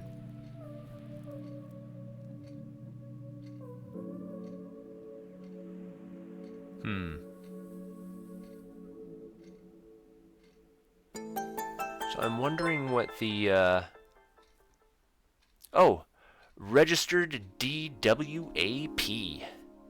Thank you so much for the follow. Welcome in, my friend. How are you today?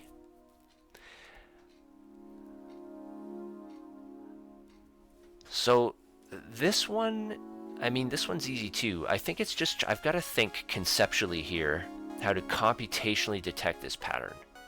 So I need to go from, okay, so it's descending. Is it always descending? I wonder if I could just run a few of these and check. That one is.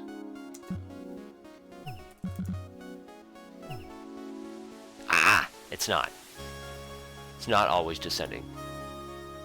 No. Okay. That's good to know. E, F, G, H, I, J, K. That's just the alphabet. Right? L, M, N? Yeah. 49 out of 50. Ah, it's happening. Maybe I hit affiliate today. That would be surprising. I've had so many follows this morning. I think a couple people found me from the hackmud Discord, and then was it Ether Dragon stream dropped me, I guess.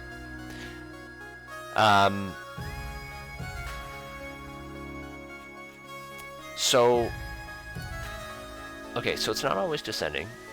So I think the first step is, so the first step might be detecting the direction, because I need to know which direction the alphabet's moving in order to know. I think like it's going to be some char code. Actually, what is the, this is where my JavaScript fails me. There is a to char code. Is there a from char code? Yeah, why don't you calm down there, Google. There is a from char code. Okay. So doing from char code on the first and second letters in the question should tell me the direction, and then the distance between them will tell me part of the pattern. So now the question is, how many patterns are there? How many patterns? Or steps? Or step distances? Step distance values, maybe, is what I'm looking for here. So this one had 2 values. It had an, I don't know what we could say, an odd and even step. So on step 1 it was 2, on step 2 it was 0. This one was the same thing. Oh no, that was the solve for that one. This one was the same thing, except they were both 1. And then this one here, right, was 0 for both, so that's also an option. 0 is also a possibility for the pattern.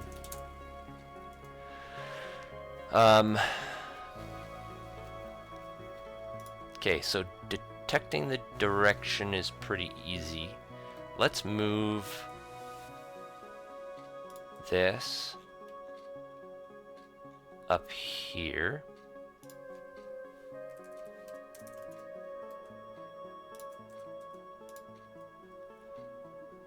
Okay, so I'm going to submit this.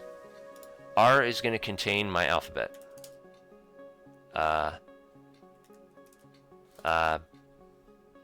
Let's just call it Q. We're just going to call it Q for now. I want the first line of R. Okay, so I wonder if it's always 7 letters long. That's another question.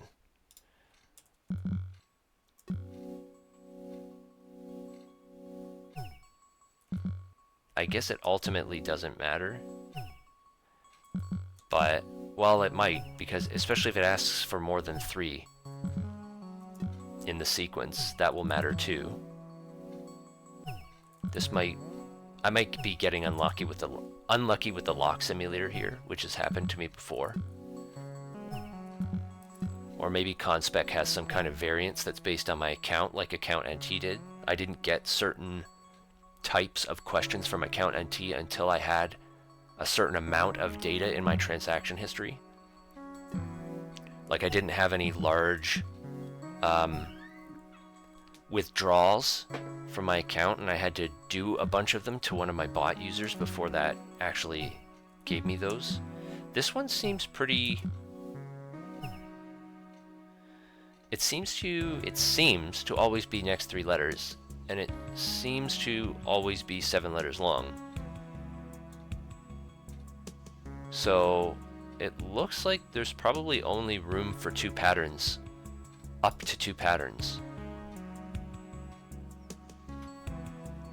Okay, so the first step is to detect direction. So if I take Q at 0,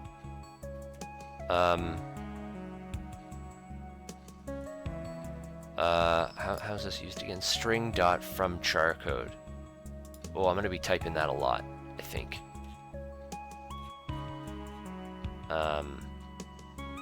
Well, I'll just type it a lot and I'll make it efficient later. So string dot from char code. Sorry, to char code. Q at 0.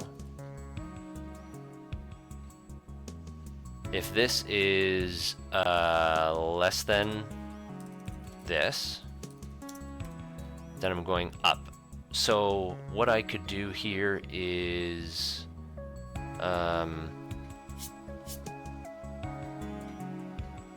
I basically want a direction multiplier, so I only need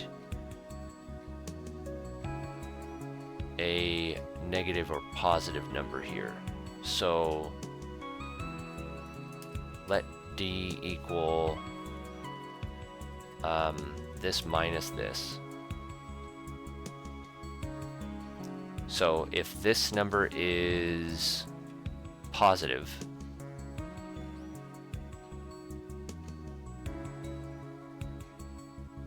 that might actually be more confusing than just doing it this way. What do I mean when I say direction? I mean up being descending the alphabet. So from A to Z would be up. We'll consider that up because we're increasing the character code value. So if our direction is negative, we're going to be decreasing the character code value. That's what we'll say here. So if the second letter is... I'm confusing myself. Whatever. Okay.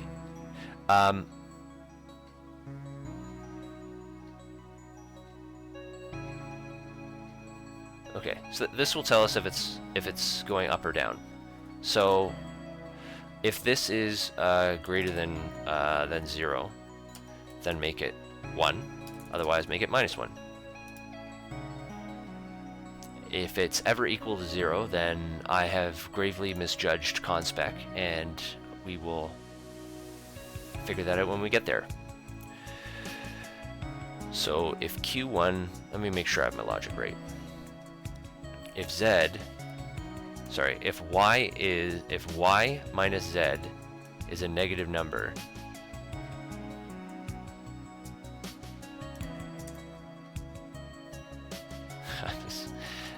sometimes I get stuck on the stupid things.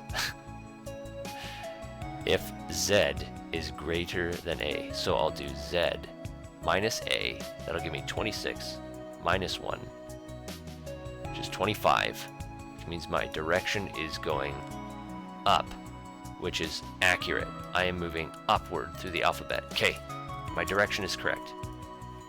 Direction calculation is correct. Okay, second step.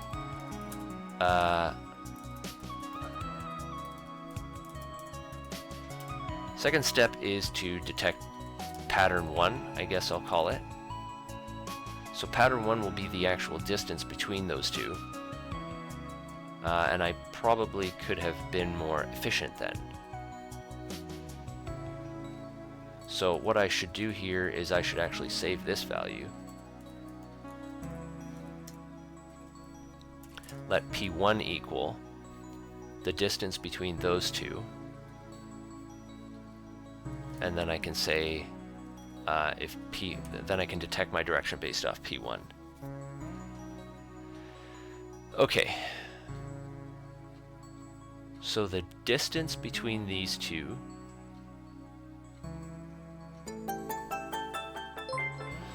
Michael Epic A, thank you so much for the follow. Welcome in. Conspec do be conspecking. Indeed. Indeed it is. How are you? How are you doing? Did you come? You came here from the official Discord too. Maybe I should be posting my. Oh, Samuel T. Norman, thank you so much for the follow. I really appreciate that. Oh, and we hit our follower goal, so lots of followers in this morning. Thank you so much, everybody.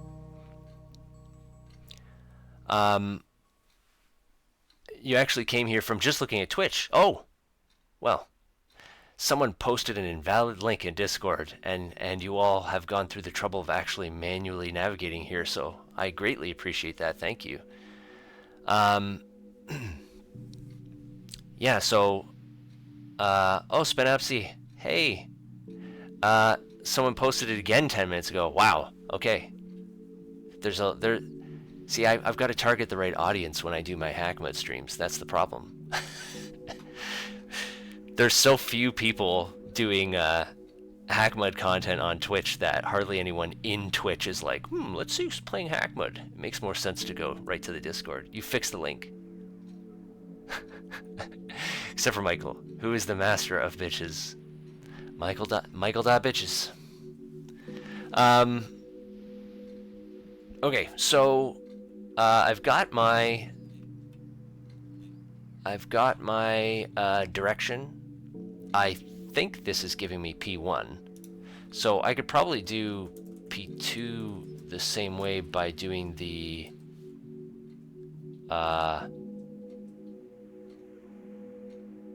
next two characters, I guess, right?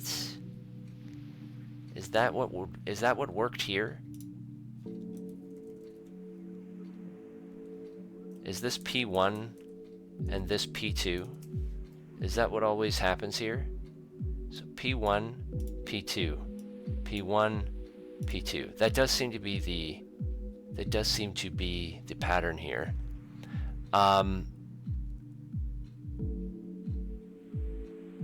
There might be one viewer in here that didn't come. Yeah, I mean, that is true. I do have a couple viewers who I think don't know much about hackmud, and they just see my screens. They're not even programmers, so they just see my screen and they go, ugh, what is this?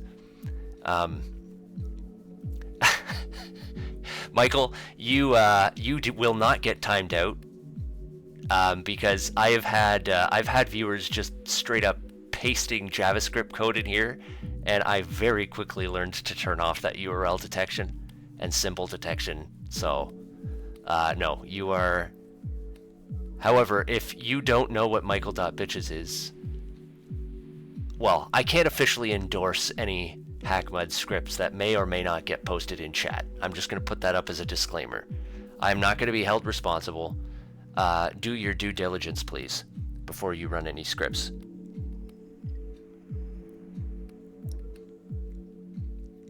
And yeah, this HSM thing, I only just started using it. Well, I actually don't think I'm using it. I only first started playing with it earlier this week. So, you haven't used HSM? I was very resistant to it, and I had one of my followers just continuously pestering me to start using it. more and more character counts. That's what I've done too, but I'm still tier 1 while I'm working on the tier 2 cracks. So I'm just kind of running out of script space, basically. Who was pestering me? I think it was, I have a follower, Panda Jorstar. I don't know, I think he's in the official Discord sub somewhere. I don't know how active he is though, but he just keeps going, you know, with HSM you could do this, you know, with HSM you could save your characters HSM. So I was just like, fine.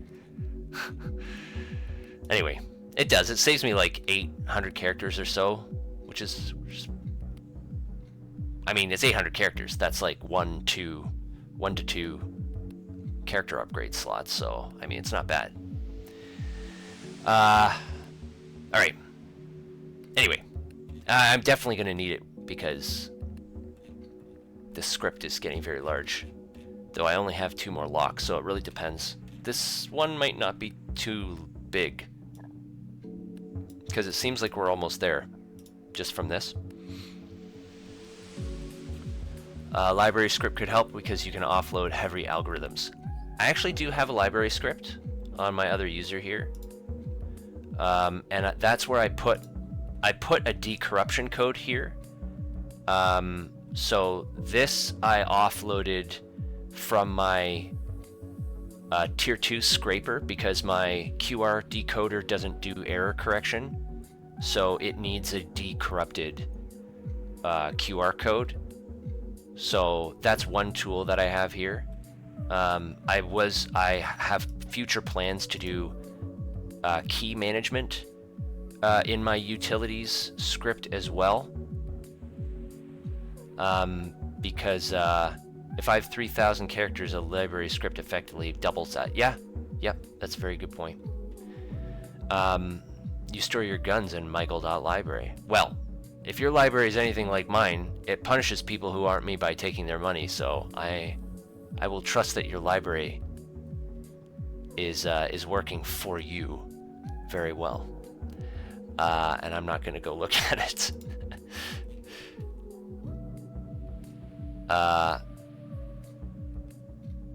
Dtext.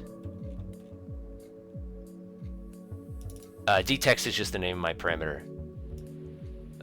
You pass it an array of duplicated, like an array of 4 corrupted strings, or an array of 4 arrays of corrupted strings, and it will hand you back an array of decorrupted.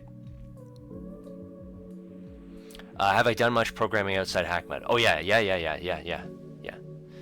I am a full-time software engineer, so I've got almost 20 years of development experience. My primary professional language right now is C# though, so I haven't touched JavaScript since college, which is a long time ago. So I have been taking this opportunity to teach myself JavaScript while I've been doing this. So there's some things I like and some things I don't like, but yeah, it's been okay so far. Yours is full sec, except your script is just your library script is private. I have mine going cross-user. I don't know why. I think just to save me script slots, but yeah, JavaScript is cool, but has a lot of rough edges. Yeah, it's just, I think a lot of it's just behavioralisms that I'm just not used to, because C#'s a very rigid. I don't know if rigid is the right word, but it's very, very orderly, I suppose. Like, you could never just do something like this in C#. Just like take some whatever and just give it a property on the fly. Being able to add properties on the fly to something in C#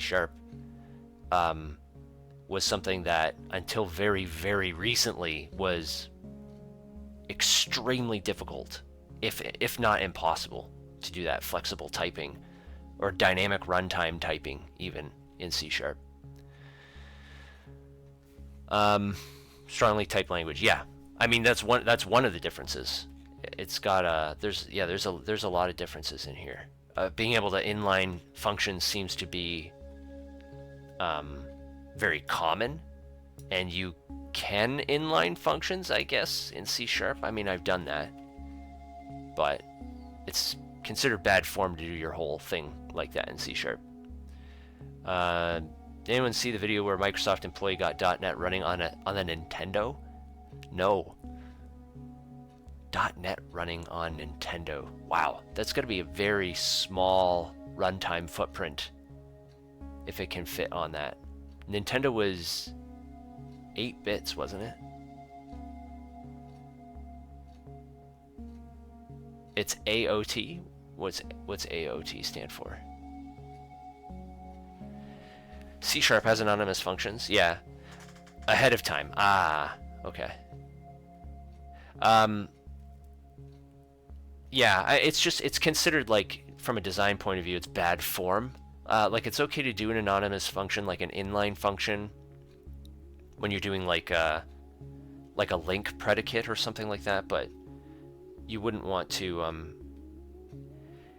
if I were doing a code review and someone had done the majority of their function declarations as inline, I would be like, you have to rewrite this whole section. I'm not even gonna review it with you. You need to rewrite all of this and use proper functioning. Even VS Code is pissed off by the function not having a name. That is true, yeah. Even at the top, it doesn't like this, so I just ignore it. But I figured that was a hackmud-ism, not necessarily a JavaScript-ism, but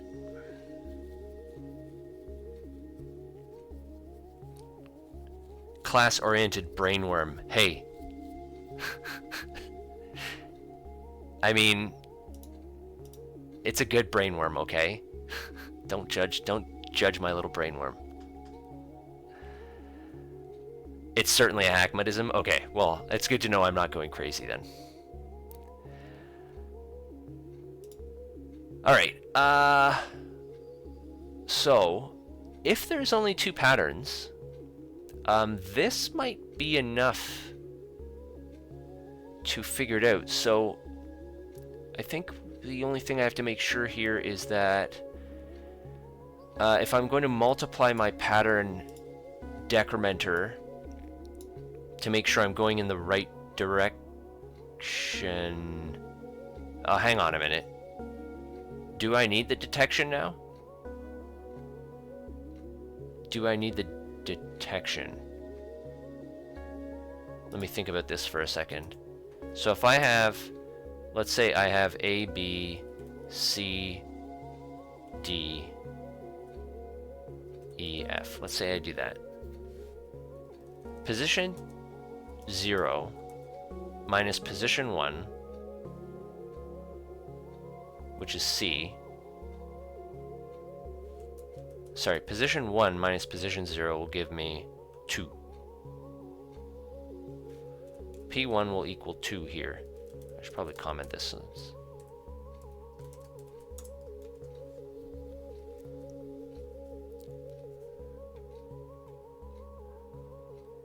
I can prefix with export default and VS Code will shut up and HSM will ignore it. That's a good tip. Thank you, Samuel. I don't always use HSM though, so I don't really care about VS Code complaining. VS Code actually doesn't seem to. That seems to be the only thing it complains about when I do JavaScript. So I just have not at all been paying attention to any of my errors here. Ether Dragon, when you were getting buried in JavaScript functions, you see why people don't like it in C#, yeah. TypeScript, yeah, Samuel, is another thing I haven't looked at that for my src files. Yeah. When I get up in here, yeah, I guess I could do that. Export default. So it's like here, export default. That's what you're talking about. Now it complains about this.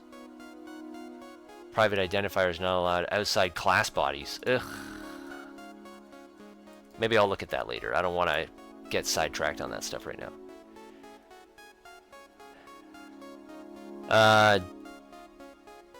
use JavaScript a lot for Discord bots.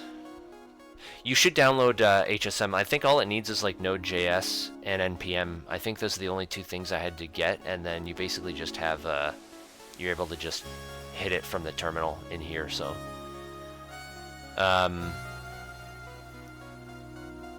You love reading source code when people get so pissed off they start naming variables. Just fucking work one or leave comments like, God fucking, why won't this work? I used to at my last job, not my current one, my last job was for a small software company, and I was the project leader or whatever you would call it there. It was a made up stupid title for a small company, but I would submit curses into the code base.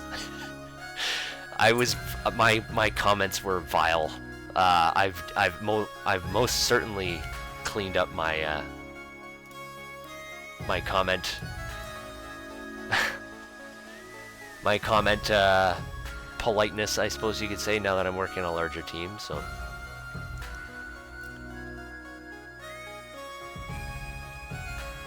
who lets people merge that in? Well, I think Samuel, I think what they were talking about was like when you're trying to figure it out and you're troubleshooting. I don't think you'd actually commit stuff with names like that. Just fucking work. Just fucking work 1 and just fucking work 2. It's definitely like work in progress stuff. But I've seen that stuff occasionally sneak into mainly open source projects or dumb things that you find.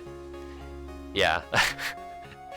It's like undisciplined, but it's mostly work in progress, like troubleshooting stuff. So, okay, so P1 here will be 2.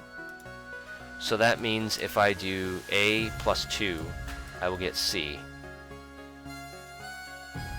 which is correct.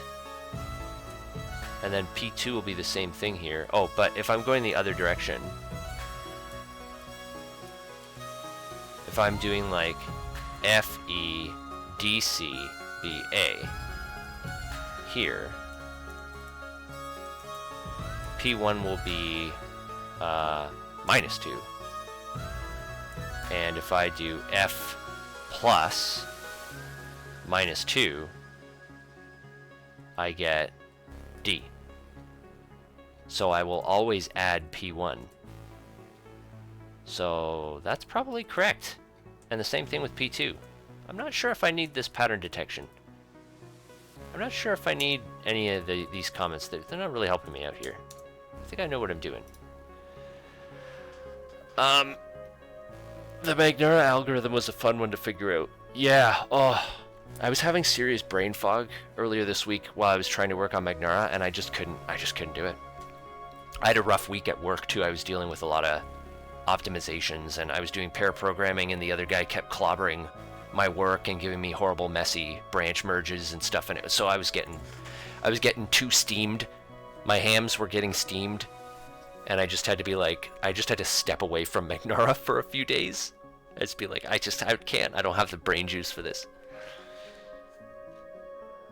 Normally rage quit and just come back later. Yeah, that's basically what I did. I just like go, okay, I can't do this, and I went and just played something else for a little while.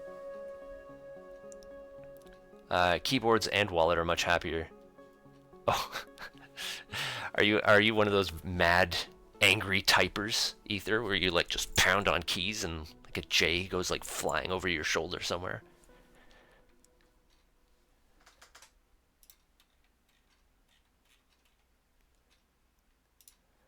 I don't think I've ever broken a keyboard out of frustration. I have definitely like accidentally knocked it off when I get frustrated and start like spazzing. And like you'll lift your hand too quickly or whatever, and like a finger will catch on the edge of the keyboard and it like flips, does like 15 barrel rolls in the air or whatever.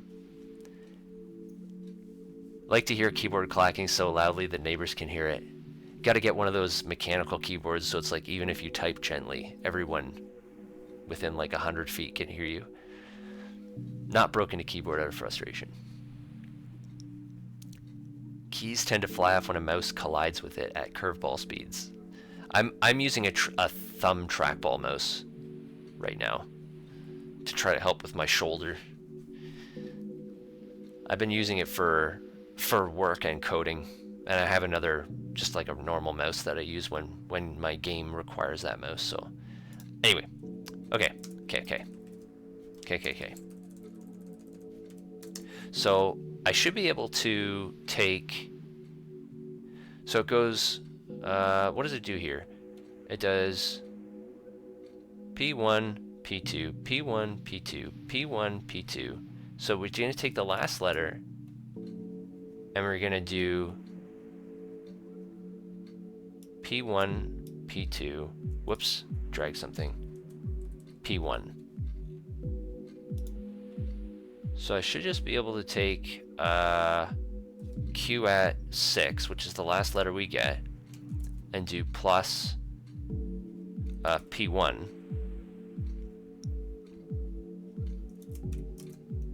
Is it going to be this simple?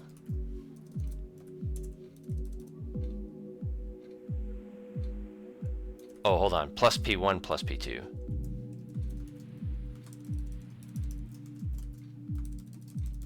If I want to do it like this. No, that doesn't make any sense. I should do a C1, C2, C3. Not C003, don't do that. That's a different lock. So C1 can equal this. C2 can equal C1 plus P2. And then C3 is C2 plus P1. That should be pretty much it, right? Michael, color change, go. Now it's not just yellow, yellow, yellow, yellow. I appreciate that because it was getting kind of hard to figure out. I was like, is this Ether? Is this Michael? Who's talking? You recently found out dry true is a parameter that can be passed while uploading, and it does a test that your script actually works. I did see that too. It'll also tell you I think it counts the characters for you as well, even if it's over your limit. I'm not sure about that one. I think it does. I think basically it does the same thing. It gives you the same feedback, right? So the question here is going to be, does C1 actually, can I just add P1 to it as a number? Let's find out. So I don't need the direction. I just have my variables. So I should be able to do g dot conspec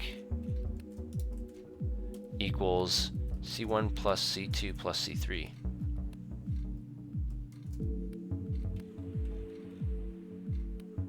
That this might be solved.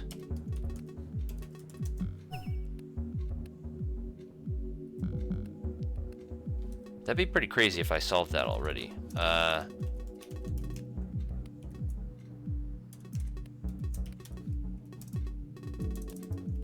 Okay, let's see.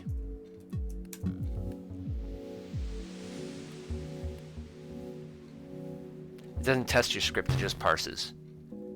Yeah. And you have a 9,000 character script into HSM and went down to 2,000. Nice. That's very helpful. That's a huge reduction. I guess you're, now Michael, you're an HSM convert as well. Yeah, don't, what sort of black magic am I looking at? Yeah, don't look at it. Just don't. It's like, think of it as like a quantum JavaScript. If you look at it, it breaks. Why do I have T2 Cracker.js and T2 Source.js? So the Source.js one is what I was using. This is just an artifact left over of me from when I was experimenting with HSM stuff. I am not currently, because I'm just uploading and troubleshooting and like doing trial and error. I didn't want to like have to minify over and over again. It's just saving me a step. So this T2 crack, this is the main one where all my stuff is. I'm using this one while I do my debugging, and then once it's working, this will get blown away by the minified script instead. Maybe I should just try out --watch on what? On HSM? Is that what you're talking about? Is that a parameter on HSM?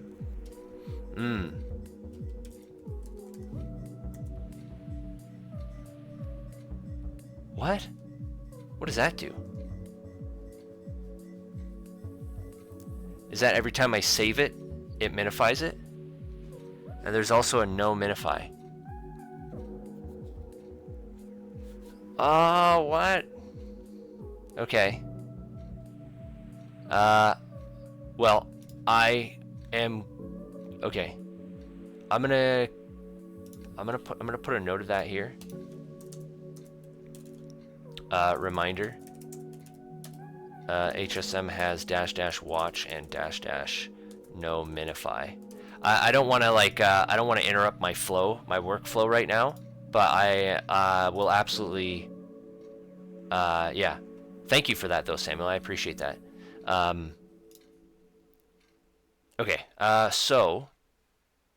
What did I do wrong here? I think what I did wrong is I need this. I think. No. Okay, what I should do here? Let's make sure that that's working properly.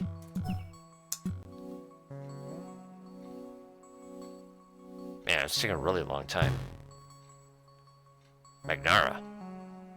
Beg your pardon. Oh, did I leave my lock resetting in here? Whoops.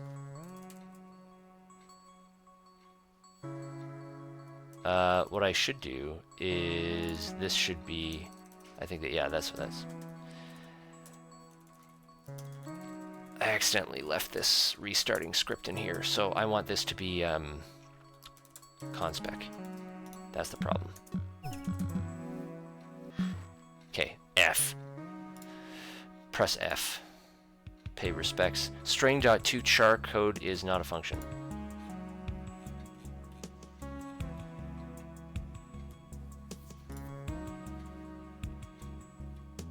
Are you sure?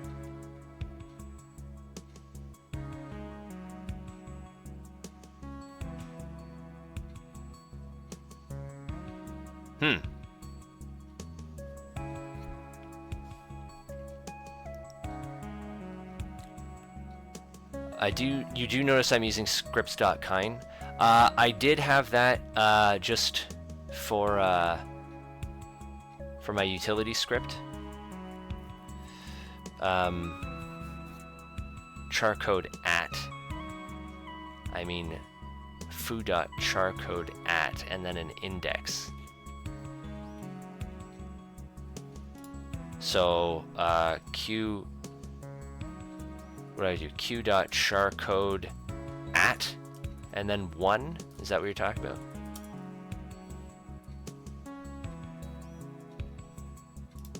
And then Q.charcode at 0. And then this would be 2, and this would be 1.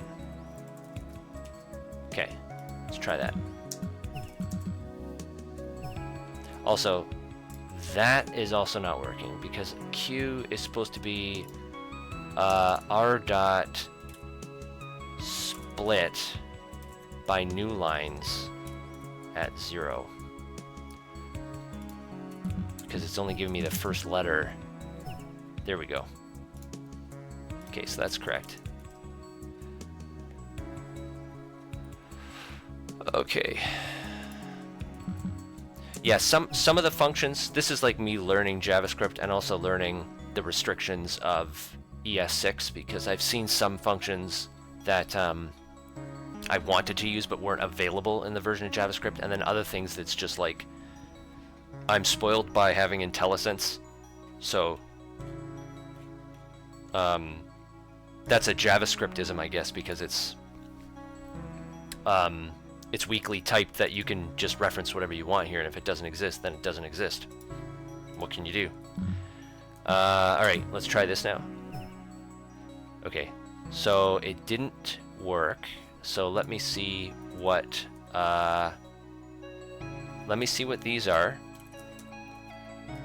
What C1, C2, and C3 come out as.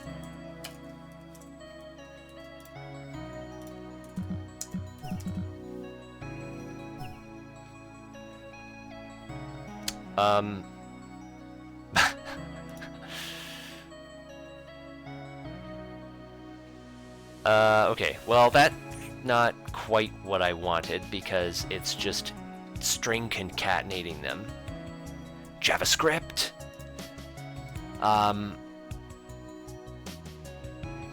Provide the next 18 letters in the sequence. Yes, certainly if I get that, I will have to turn this into a loop instead of just 3.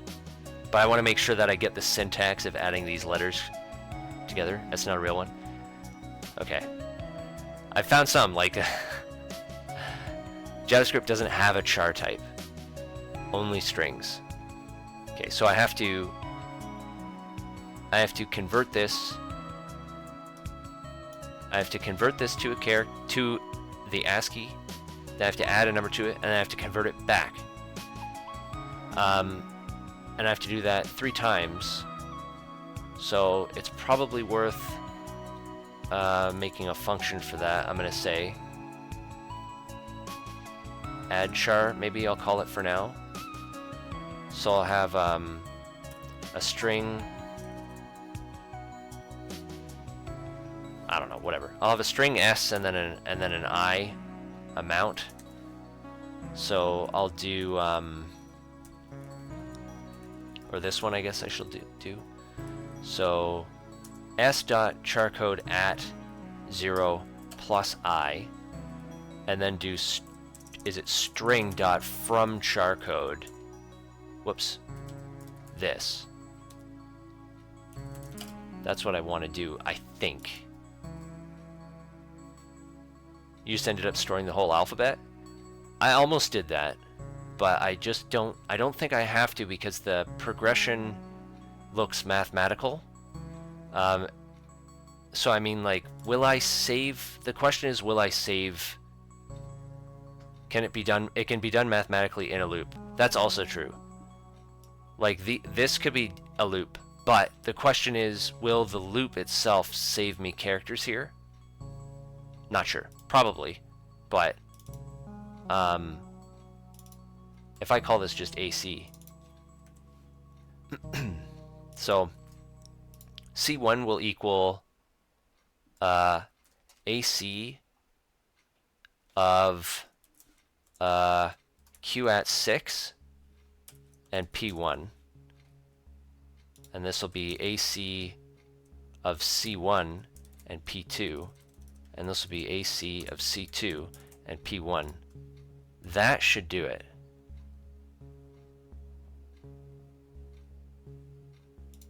So let's try this. FEB. Okay. So now if I get rid of this, it should tell me if it's actually working.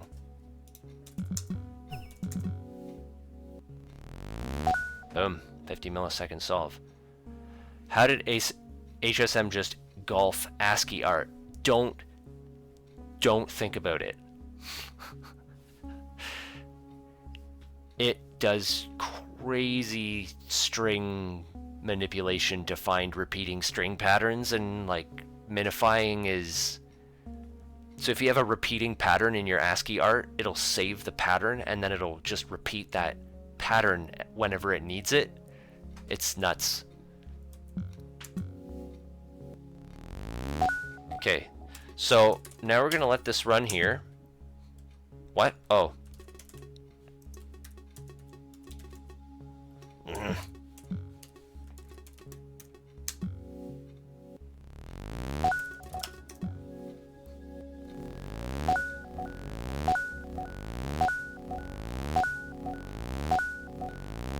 I love this sound effect, is so addicting to me.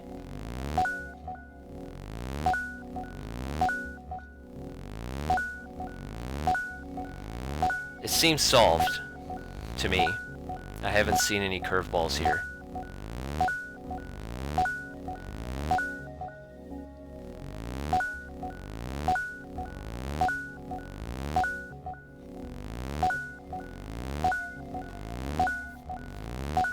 That looks pretty solved. Why does this sound so satisfying? I don't know, man. Sound design technicians, like good ones, just really know how to tickle the right parts of your brain. It's the only way that I can. The sound design in games is very appealing to me. I don't know if I'm just, if it's probably a universal thing, but I find especially great sound design for games is like a huge part of the experience for me. Okay, so I think we can consider that solved. It seems solved to me. So I can save. No, I can't save characters there because I need to. I'll let HSM figure that part out.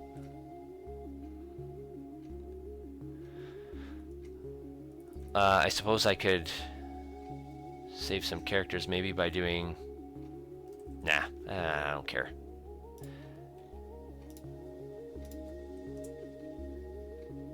I am going to move this. So let's move this back into my giant one. Where are all my functions?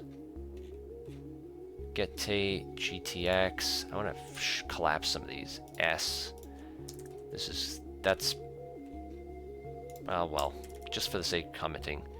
Takes a single character string and adds a modifier to the char code, I guess. And then I can take the solve minus that little piece of code and just add this right into the giant script that I have going so far.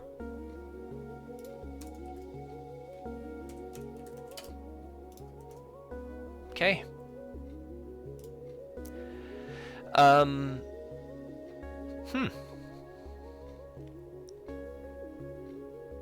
That's pretty easy. That one was pretty easy once we figured it out.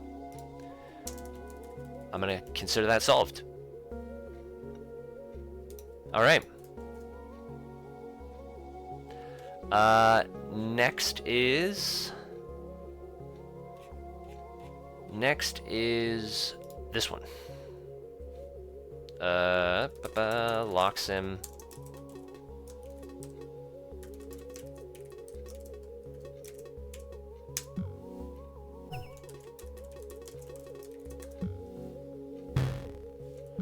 Okay. SNW Glock. This one's gonna take money from me, isn't it? Hold on.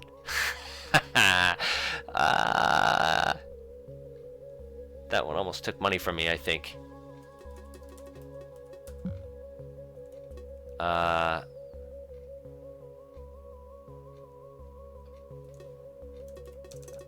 Let's give my bot user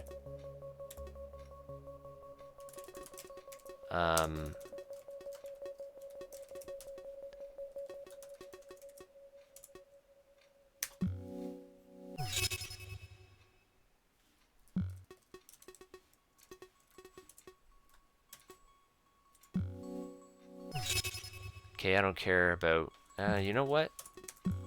There, I have 23K now. Make sure I didn't like overflow how much.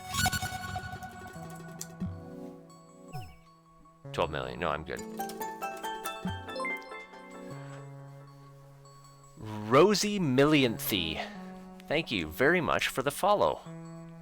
Welcome in. How are you doing today?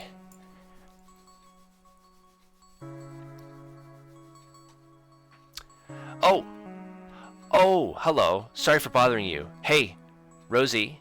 So, I know that you're a bot. However, you should have noticed before you chatted that you agreed to not advertise in my chat, so fuck off. Thanks for the follow, though. Not. Fucking bots. Alright.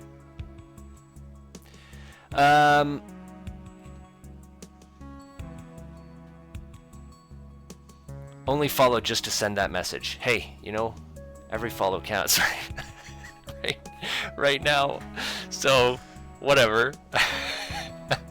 Follower only chat. I'm not even sure if I have follower-only chat on. I think I do. But whatever. Fucking bots. Yeah, I should put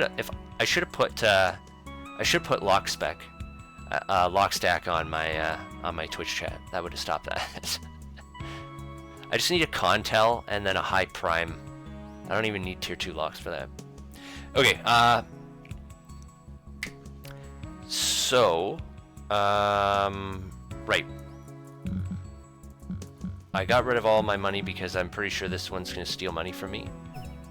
In order to chat, first solve this CAPTCHA. Yeah, first detect this bicycle on its street. I can't seem to figure that out still. Breach this lock to be able to chat in Twitch. That'd be good for hackmud streams, I think. That'd be pretty funny.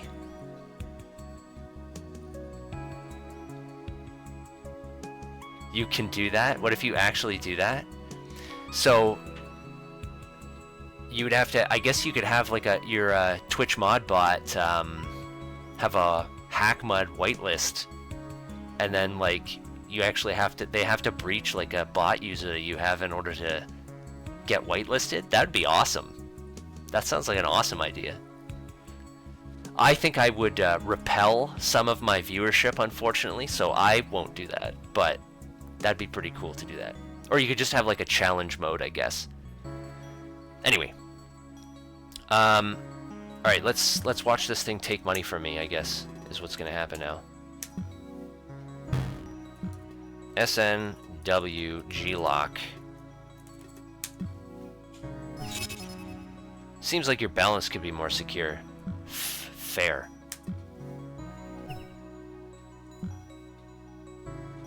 Okay. Put your location in my access logs to chat. That'd be pretty funny, actually. Solve A5 to chat. So, it just stole money from me. And I didn't actually learn anything about what it wanted. It's a good thing. Good thing I gave all my money to my alt. So the problem is I don't actually know what it wants from me. Your balance could be more secure. Okay. So what does it want? Does it want how much it took from me?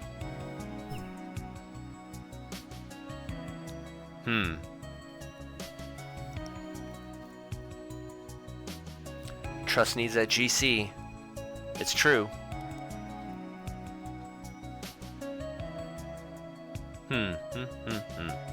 So the first step is it stole all my fucking money.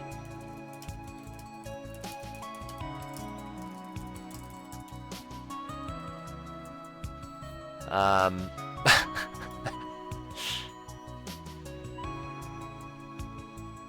don't know what it wants, though.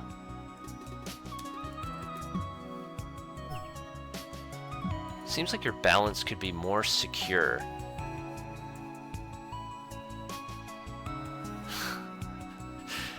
It's a good first step, yeah. You love that I needed to put fucking in there? Well, I mean, it's important. It didn't just steal all my money, it stole all my fucking money. I said I would have added swears if I didn't know that I needed to do this first. There would have been even more swears. I swear a lot, especially when I'm frustrated, but I've been doing pretty good this stream, actually. I don't think I've been swearing too much.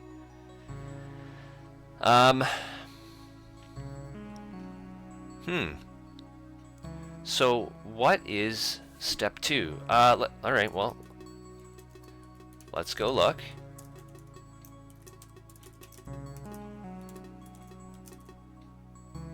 Snow G-lock. Let's go look at a G-lock. Glock. And see what the Glock looks like.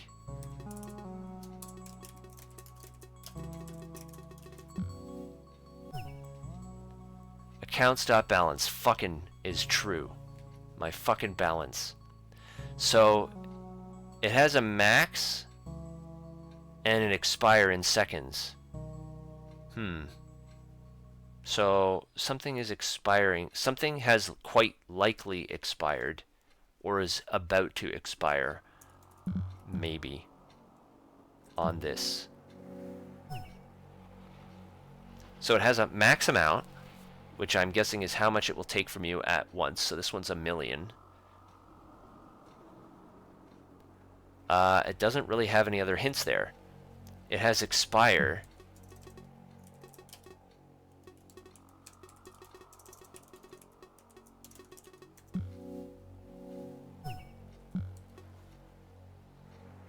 That doesn't seem to do anything.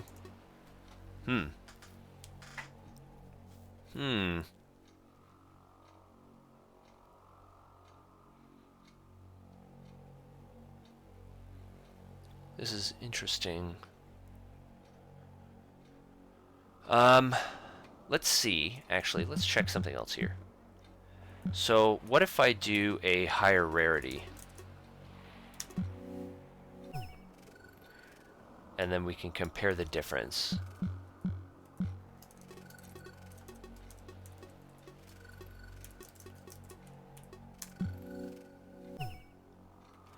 So higher rarity has a lower expiration time. Oh, that's a lot of credits.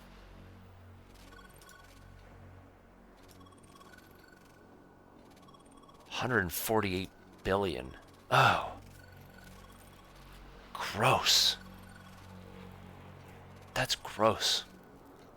So the expiration time is shorter on higher rarities, which means that that is potentially a vulnerability in this lock. It has something to do with the expiration. I don't know what. The expiration of what, though?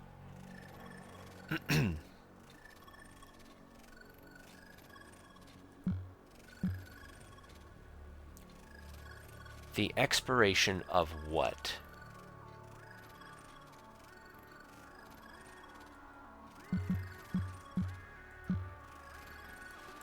Is it a ransom? Okay, here's what we're gonna do. Let's see what this looks like if I have nothing.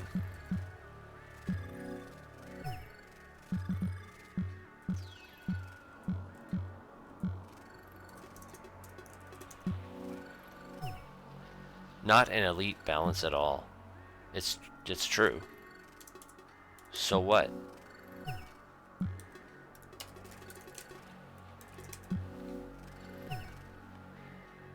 Pay dot the fuck up.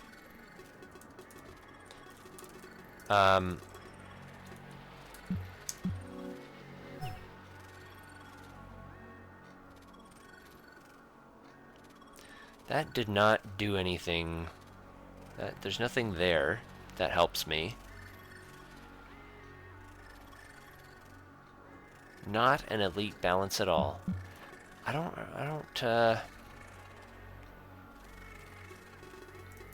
I'm kind of stumped on this one.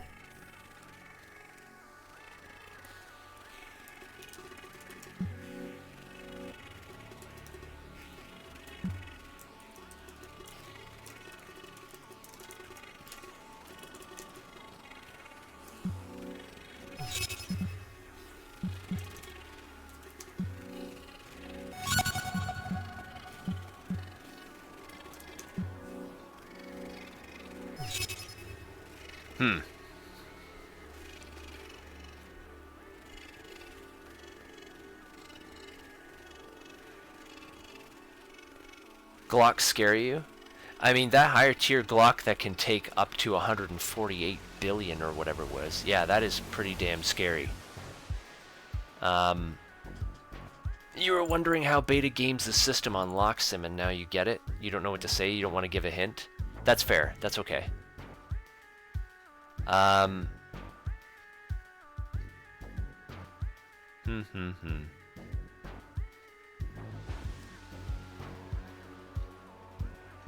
trying to think, like, it's not an elite balance. Okay, so there's maybe there's like a minimum balance that I need, but then it seems to just take my money. So, okay, Let's, so it still took my money though.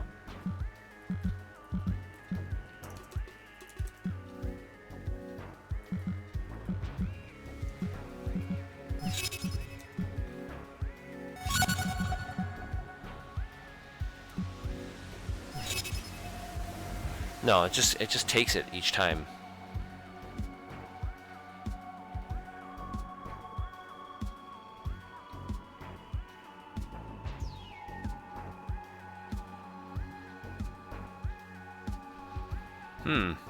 I'm kind of stumped on this one. So calling it takes money that you have, and it just says something about your balance. What did it say before? Where's my scroll wheel bar?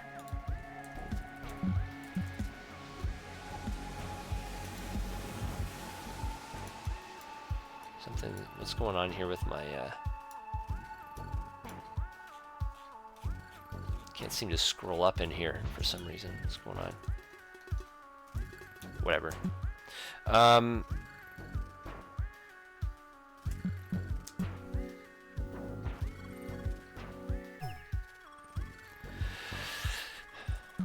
Let me see, I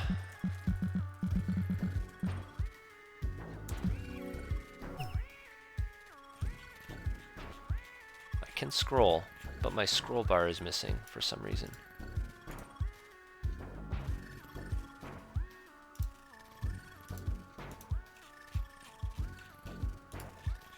I don't know if I'm having a client issue. The scroll wheel works, whatever. But as soon as I click on the scroll bar, it doesn't work. It doesn't matter. Yeah, so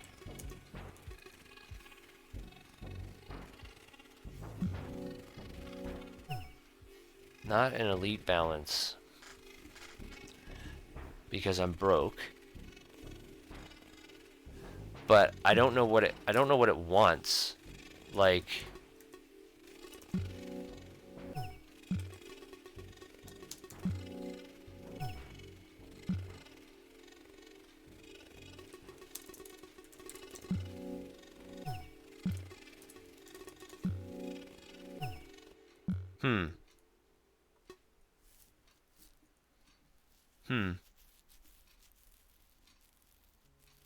Preparing to deliver a very gentle low-level hint. Yeah,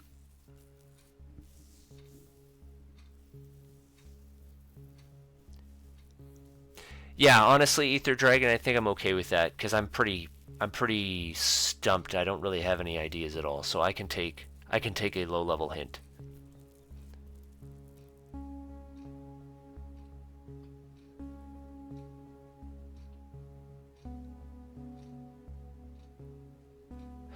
Powering up. Low-level hint, get. Would I consider myself an elite programmer? No.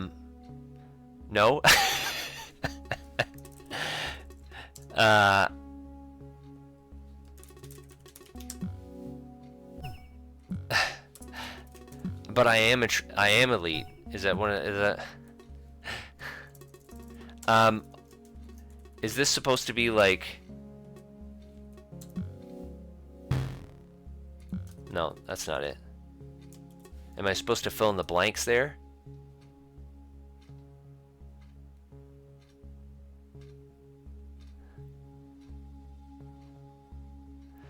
Michael seems to disagree about the helpfulness of your hint.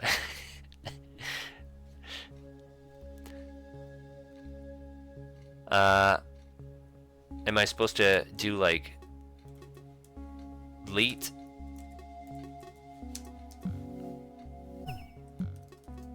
Or elite?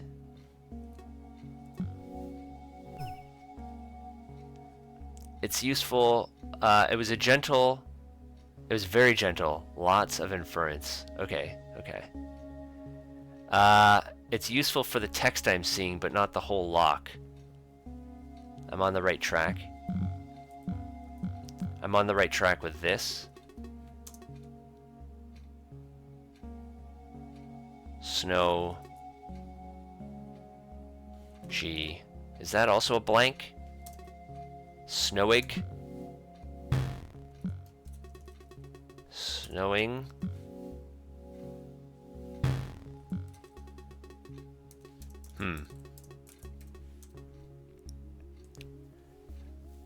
You like what I'm doing right now. I don't know if you like what I'm doing right now because it's entertaining how far off I am, or because I'm on the right track.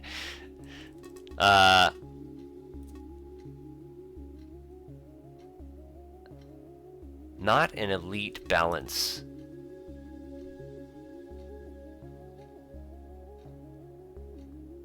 Snowing lock?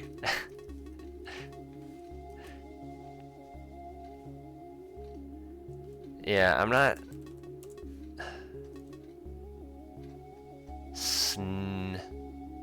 I mean, what else would that be? Snow Glock? Snowy? Snowy Glock? Snow Glock. Snow?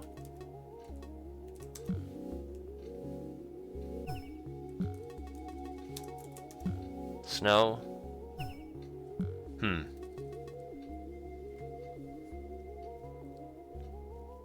Getting some snacks. Every elite hacker needs snacks.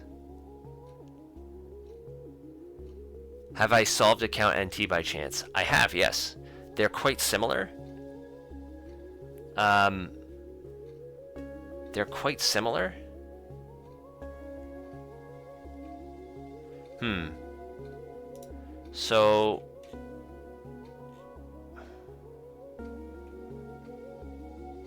So my account NT has had something to do with what it asked, because it can ask a few different things. What it asked was dependent on what your transaction history looked like. So this one seems to be based off of your balance, but your balance at the time that it takes your money from you. And then my transaction calculation has to do with the various sums around a given date range.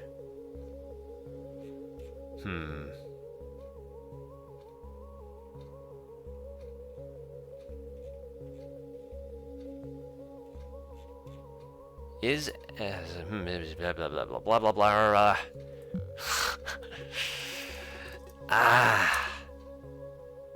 Not an elite balance at all.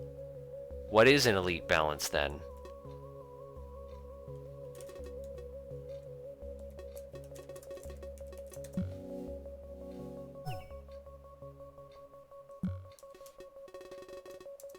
Wait a minute.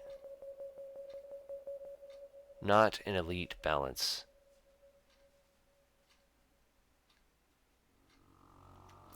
Account NT is transactions and Snow Glock is balance.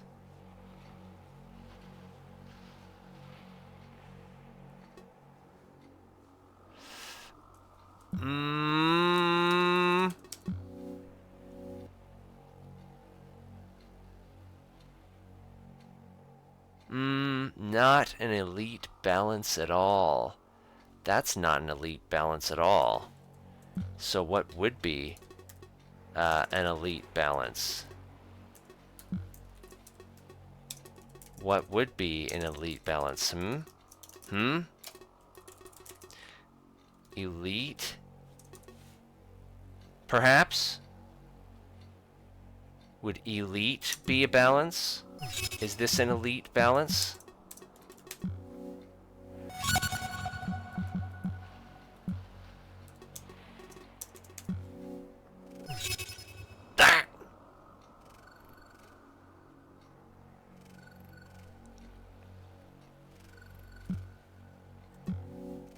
Said it wasn't elite at all. ELITE. E-L-I-T-E?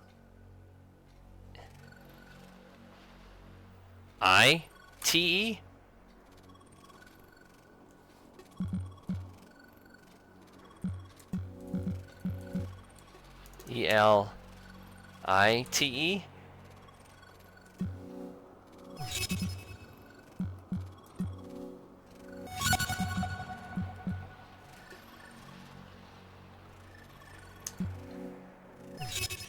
Alright.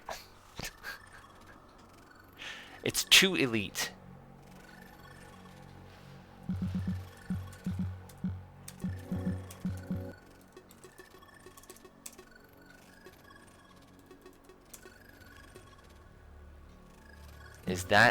Is that just elite?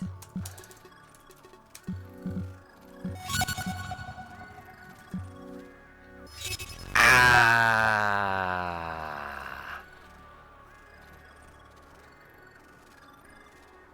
Got it. I'm not elite. I am leet. Got it. Okay.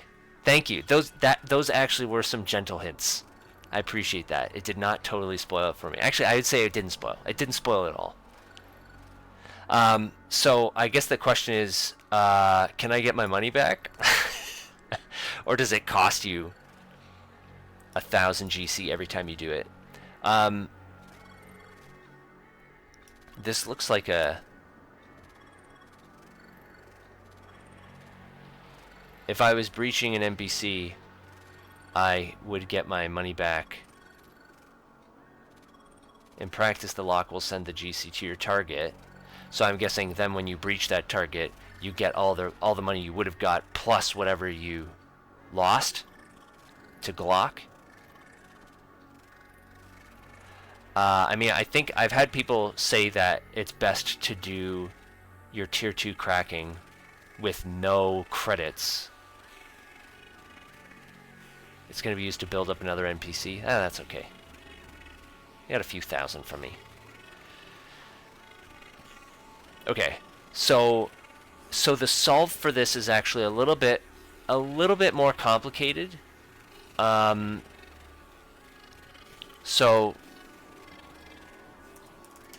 Need a balance of exactly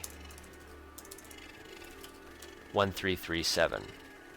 So the solve for this is to I mean, the best solve from this is to withdraw.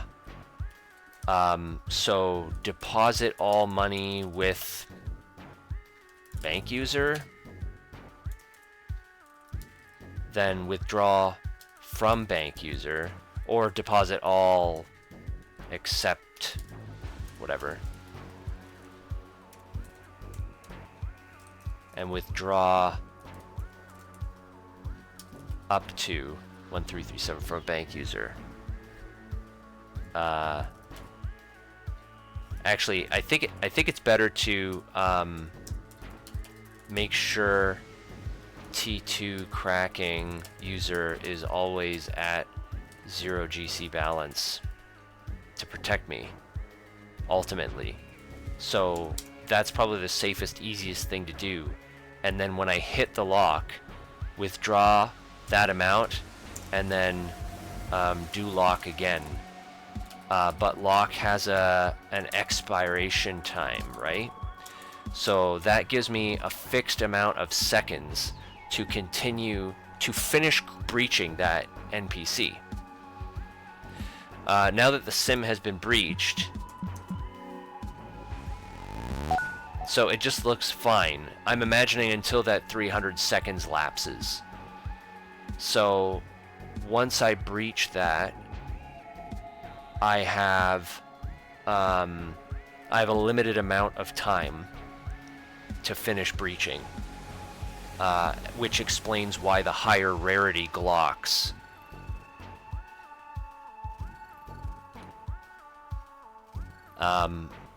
I think that's why the higher rarity Glocks have lower expiration time, because that means you only have 100 seconds to breach after it takes your money before it resets, I guess.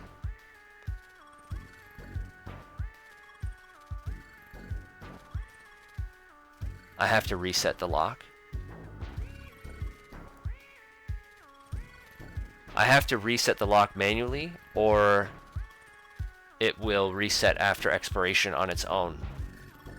It'll have to be 300 seconds. I don't think it's been 300 seconds yet either way. In case of Glock, I was correct. Yeah. And I mean, luckily I wrote out all my continuation token stuff. So even the like there's my continuation token. So even the like a 7-character Magnara takes me maybe 30 seconds. So on a system with multiple locks, that 300 seconds can stop stuff. That's true. I guess it depends on how rough the lock stack is, but like account NT I solve within 100 milliseconds. What was the other one? Conspec is solved in like 10 milliseconds. So a 7-character Magnara can take quite a while because it'll take several attempts before it can get through all of the combinations. But still, we're only talking like 30, maybe 40 seconds. The lockbox thing will probably be pretty quick. The majority of the work there is writing into my utility tool. And I think I need, I think my utility user needs a bank or something here.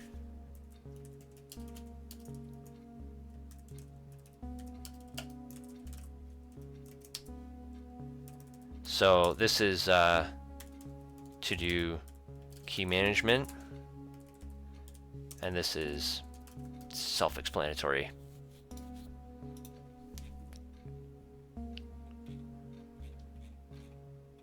Okay, so, oh, I've been, yeah. Okay. Once a system is breached, the lock timer no longer matters. Yeah. I mean, on NPCs, once you've breached them, most of the time they self-destruct anyway, right? The locks are idle until a system rotates after breach. That would be on players, right? Because NPCs, I think, they mostly just self-destruct and give you everything. Okay. So that's not bad. So it looks like I still have a few data check v2 questions I need to solve. I think I have like 5 of them here, which I might have to farm chat 0, which is kind of annoying. I have to put these into, so I've got a few to-dos here. So I don't know if this plan, I haven't been here for a while, so I feel like I feel like maybe what I need to do, yeah, I think I have to beef up my utility script now, because both of these locks now need my utility script to function correctly. Okay, I think I'm gonna call it here for now. I gotta get some lunch and get some other stuff done this afternoon. But that's a pretty good spot to get to leave off. So we built out a continuation token, which is going to be helpful for well, for everything, but also I have to build in a continuation token handoff to my tier 1 cracking script.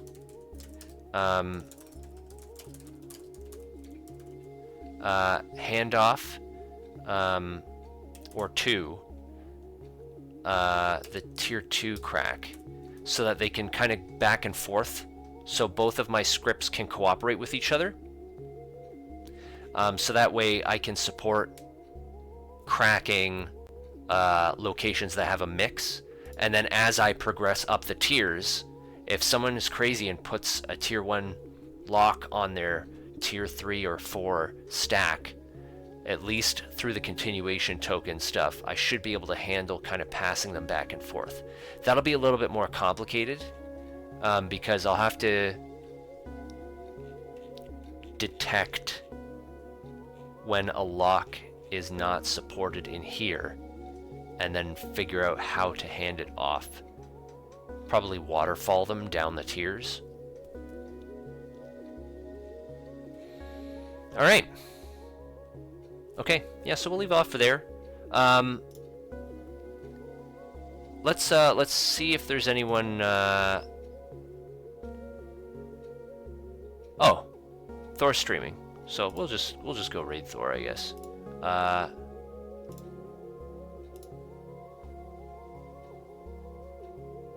Okay.